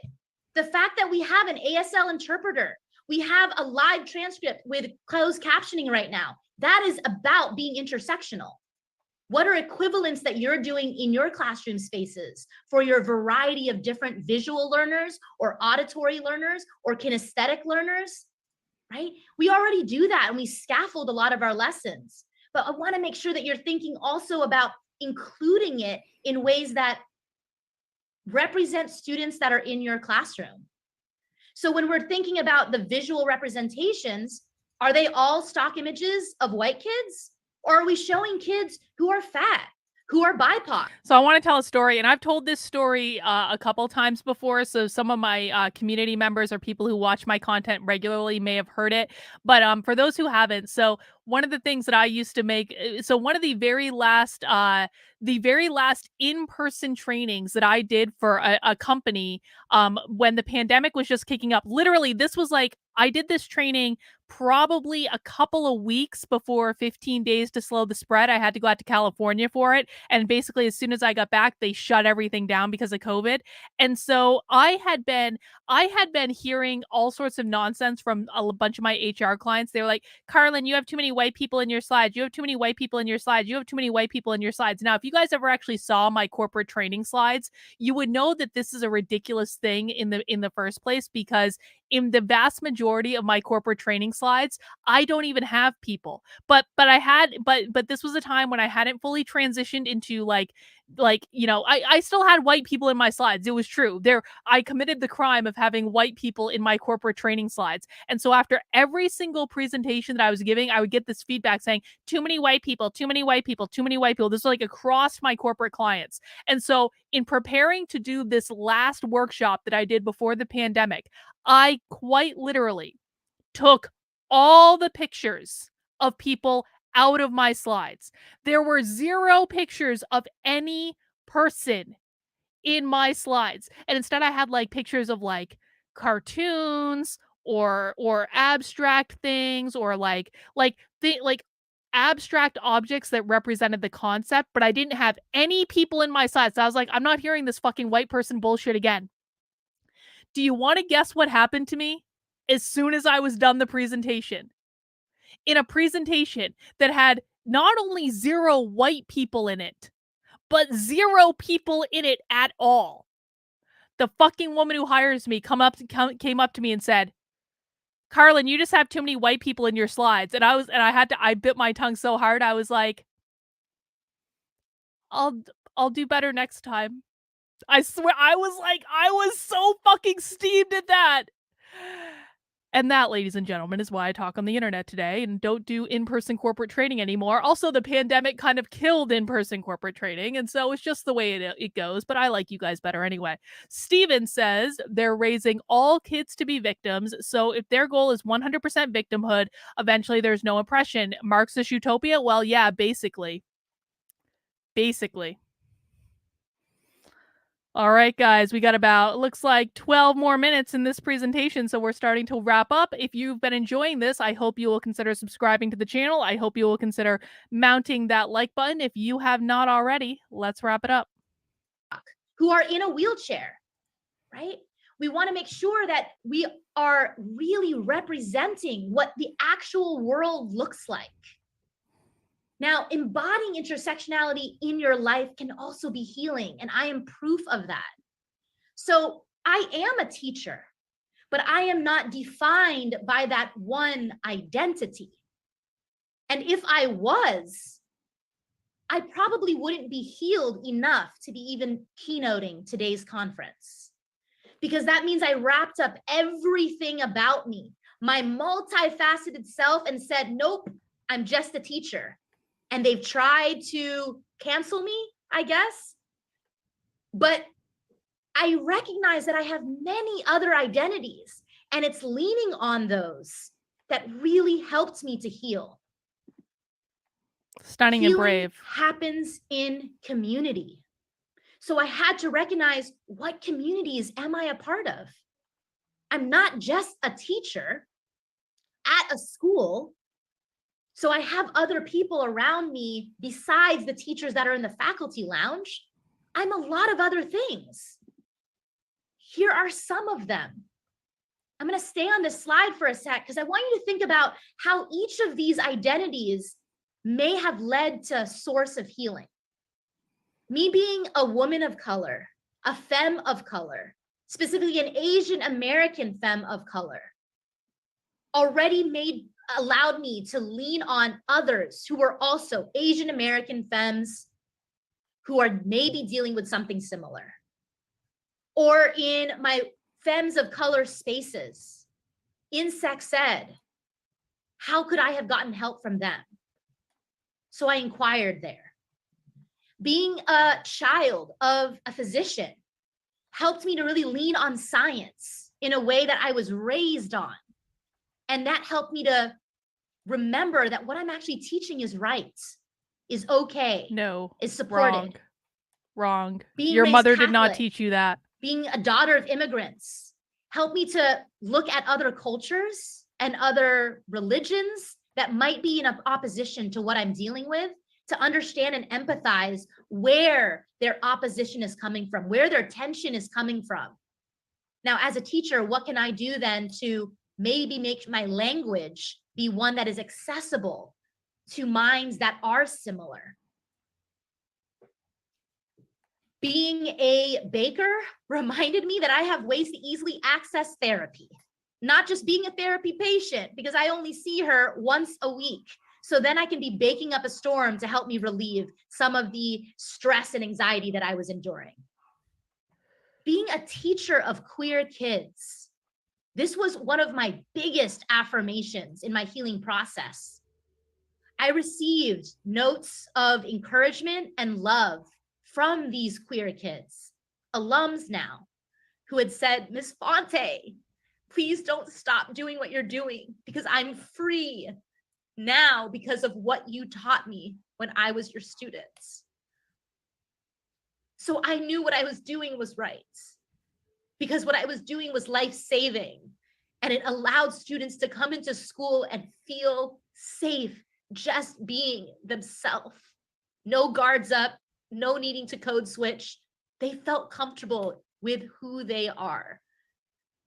I changed that culture at the Dalton School to one where we have out trans kids, we have out non-binary kids, we have out gay kids, we have out asexual kids, we have out kids that are questioning and able to say, I just don't know yet, but I know I can explore and understand it more here at this school. And I feel really proud that that's the legacy that I left. So I knew that all of these different identities were ones that helped me to understand that I'm not just a teacher, but I'm a teacher that is a member of a variety of different communities. And that's where I was able to lean on figuring out ways to move me forward. This is how sex ed can move forward too. Letting your kids tell their story, you disclosing your own story, whether it be of privilege or of marginalization or pieces of both, because you want to humanize yourself in front of your students and show them that you too are a multifaceted human being. And sexuality is one This woman is going to be a important problem. aspect of your identity. I'm telling you right now, but she's it a problem. lives and is couched amongst many other identities. This is an emotional coping toolkit right here, just knowing that you have so many other identities. When we're teaching this, we have to remember that health's a human right, but we're not all experiencing it equally. So when we talk about our identities, we have to bring it into the classroom. This is a hot take. I get it. But this wheel of power and privilege helps us to understand it. Oh my And when you God. fill in those spaces, there's a lot of people who are going to hate it. They don't want to believe that they have privilege because they've suffered before. We want people to be called into a space where they can recognize where they have privilege and where they also may be marginalized so that we can connect as a human race and uplift each other so that the systemic barriers are no longer a barrier. Why do we need to do that? Because when we understand systemic oppression, then we are already taking the first step to dismantling it. Critical race theory is just actual American history. So think of it through the lens of Hang on. I need a screenshot of this. Hang on. I got to get her in her natural fucking habitat for this. critical race theory is just actual American history. So think of it through the lens of we're not excluding white kids and white folks. We're not excluding the people who want to be called girl by saying menstruator. We are including everyone. It is more inclusive to actually be talking about what is the reality of human bodies. So we want to make sure that that language that we're using represents that diversity. When I teach body respect in my first grade classes and in my 12th grade classes, it's as simple as teaching them that they are deserving of kindness. Meaning, one, I can think about my body kindly. Two, I can feed my body with kind things through all my senses. And three, I am treated by others kindly. Now, this sounds simple, but all y'all here, 444 of you, how many of you can say yes to all three? I'd be surprised if I even heard one person. I still struggle with this. Why? Because we have writers out there who are defining for us what is a good body. And oftentimes those writers are not people that are thinking as inclusively or as intersectionally as us educators can. So if we can't say yes to all three, our kids certainly can't. But we can build a new house for them that can and will. Our goal is that they experience safety, fulfillment, and pleasure. This slide works across religions, cultures, countries, generations. We want them to be emotionally and physically safe. We want them to feel good in their body, about their identities, surround themselves with people that make them feel fulfilled. And we want their bodies to feel good, have fun, experience enjoyment. Steven says, we're just eliminating those who aren't victims, which happens to be white people. Well, Steven, hang on. It's not just white. It's not white people. It actually has nothing to do with the color of your skin. It's not about white people at all. This is the right has got to stop teaching people this. It is not about white people. It is about anyone who wants to support the current systems that we have in place, that being capitalism. If she had a black trans woman standing right in front of her that said, I like capitalism and I believe in individuality, or individualism, then her response would be, you're a white supremacist. A black trans woman hits all of their oppression points, right? But if that black trans woman says, I believe in capitalism, I believe in individuality, I believe in meritocracy, then this woman is going to consider that Black trans woman a white supremacist. So we really need to dispense with this idea. And I understand why you have it, because your influencers have lied to you. But we need to dispense with this idea that this has anything to do with skin color and gender and any of these things at all. It only has to do with who supports their political ideology and who is against their political ideology. But I do appreciate the super chat, and thank you so much for it. Does mainstream porn get us there? Does white supremacy get us there? Does typical American history class get us there? There are too many things that are in the way. Do gender roles get us there? Does rape culture get us there? No. Hang on. They are not mentally ill. I would recommend you go over to my Substack, carlin.substack.com, and in the very top of it, there's a link called The Woke Mind. This will take you to my Woke Mind series where I break down the psychology of the woke left. They are not mentally ill. They know exactly and precisely what they're doing. And this is another notion that that we need to dispense with, because here is the thing. And again, I understand why you're saying this. So I'm not picking on you. I'm not picking on you, Steven. Steven says, I understand what you're saying. I agree. And I do appreciate that. I'm really not trying to pick on people, but these are just points that people really need to understand. They're not mentally ill. They have different values and different priorities than you do.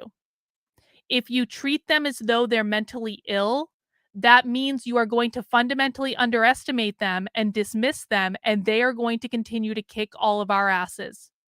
So you're saying they're mentally ill because they have different values. They value gaining as much power as possible so they can destabilize the system, so they can attack capitalism, so they can usher in their Marxist utopia. They are highly focused and highly strategic in their actions. These are not the actions of mentally ill people. These are the actions of people who want to overthrow our entire system, and they're winning. We need to take them seriously because they're kicking all of our asses.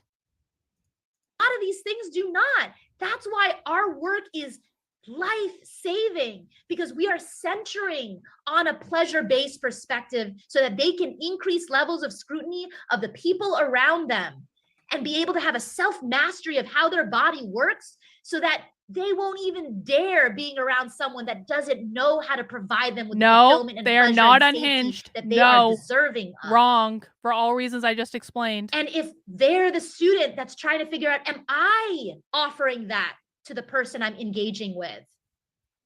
Then we already are giving them skills to be self-aware and emotionally intelligent, so that if they're unsure, they pause and they negotiate, they communicate, they create a dialogue so that consent can be practiced and can be a lived experience and be the norm.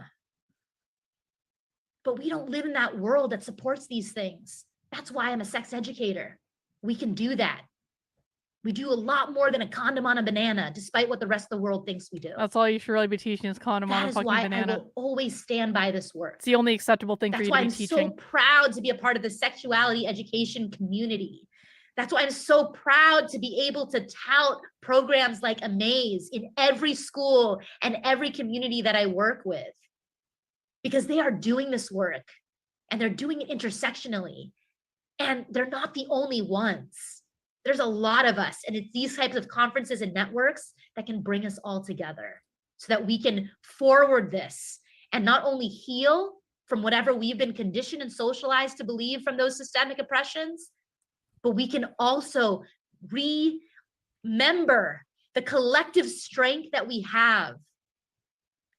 And that's the only reason I'm healed today. It's because of the collective. It's because of this community. Wow. Until the lion learns to write, the story will always glorify the hunter. Now, even if you've learned to write, there are those who will actively choose to silence you in favor of the hunter. And whatever you've read about me in the media, or maybe media in the future to come, I want you to know that you now know my full story from literal day one to today. Do not let them glorify the hunters. Friends, all 440 of you, I want to thank you for giving me the privilege of belonging. Oh my God. Stunning and brave, Justine. Stunning and effing brave.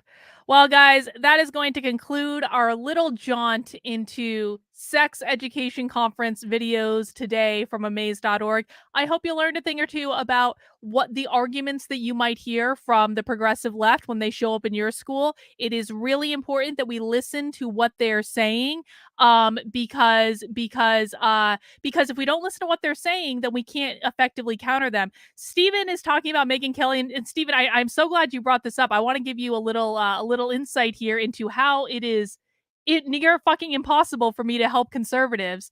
Let me see. Steven says, and I'm going to go back to your first one. And this is the problem with Megyn Kelly. Sometimes she is constantly reacting to what is happening in her kid's school and to what the woke are doing via her guests. And then he continues to say, Megyn fails to address what Carlin is showing us. We must understand their beliefs. They're not unhinged or mentally ill. Megyn Kelly refused to interview me about my book where I explain all of this shit. Refused. She was pitched. She knows about it. They were considering it for about like 3 days, and then nope, we gotta do another episode on Harry and Megyn. It is really hard to get accurate information out there, guys. If I'm complaining about conservative coverage, it is because it is so difficult to get accurate information out there to people who are on the right or are independent or are libertarians or anything that's not like crazy. It is so hard to get accurate and like nuanced information out to them because their influencers are awful. I'm sorry. They just are. They don't tell you guys what you need to hear. Kate, for your tip jar, I really do appreciate that, Kate. Let me see. Steven, don't stop doing this, Carlin. Keep it up. I'm gonna try, man, but I really do need your guys' help, and I need your guys' support to get in front of as many people as I can. I'm starting to accept that I cannot in any way, shape, or form rely on anyone that is not a woke leftist in the media to actually share information that people need to know. That has been made abundantly clear to me that they won't do it. They will not share information that people need. They will not share nuanced information. They will not share nuanced takes. They will only go for outrage junkie establishment bullshit. And it's been a hard reality for me to accept, but that is where we are. And in order to help me out, guys, what I'm going to ask you to do is to head over to my Substack. Now, my Substack is my home base now. I do post content from my Substack in all my other communities. So if you want to join my locals community, you're going to get content from my Substack there. You want to join, like follow me on social media, like all that stuff, that's great. Substack is becoming the home base for my content. It's going to become the home base for my articles, my podcasts, my stuff like that, because I think it's a really great platform and I really like the functionality of it. And it makes it easy for me to communicate with people in a variety of ways. If you are not yet subscribed to my Substack, please head over to carlin.substack.com. The link is in the description below, and at least sign up for free newsletters. Now, if you can support the work I'm doing, if you want to be able to help me continue to bring this type of work, you can get a paid subscription in Substack. I'm trying to get 100 new paid subscribers this month. And if I do that, I'm going to be able to keep the paywall down. If I don't get those 100 new paid subscribers, I'm going to have to put the paywall up. Okay? Because that's just the way it goes. And you can support my work with $5 a month, $50 a year, instead of sending in that $5 super chat. Although I appreciate all the $5 super chats. I really, really do. I'm not going to like give them back or anything. But put that $5 super chat towards a monthly subscription on my Substack. Because what that does is no, you're cool. You're fine, Gayla. You're fine. The Red Pill Diaries one is just as good. And I appreciate that.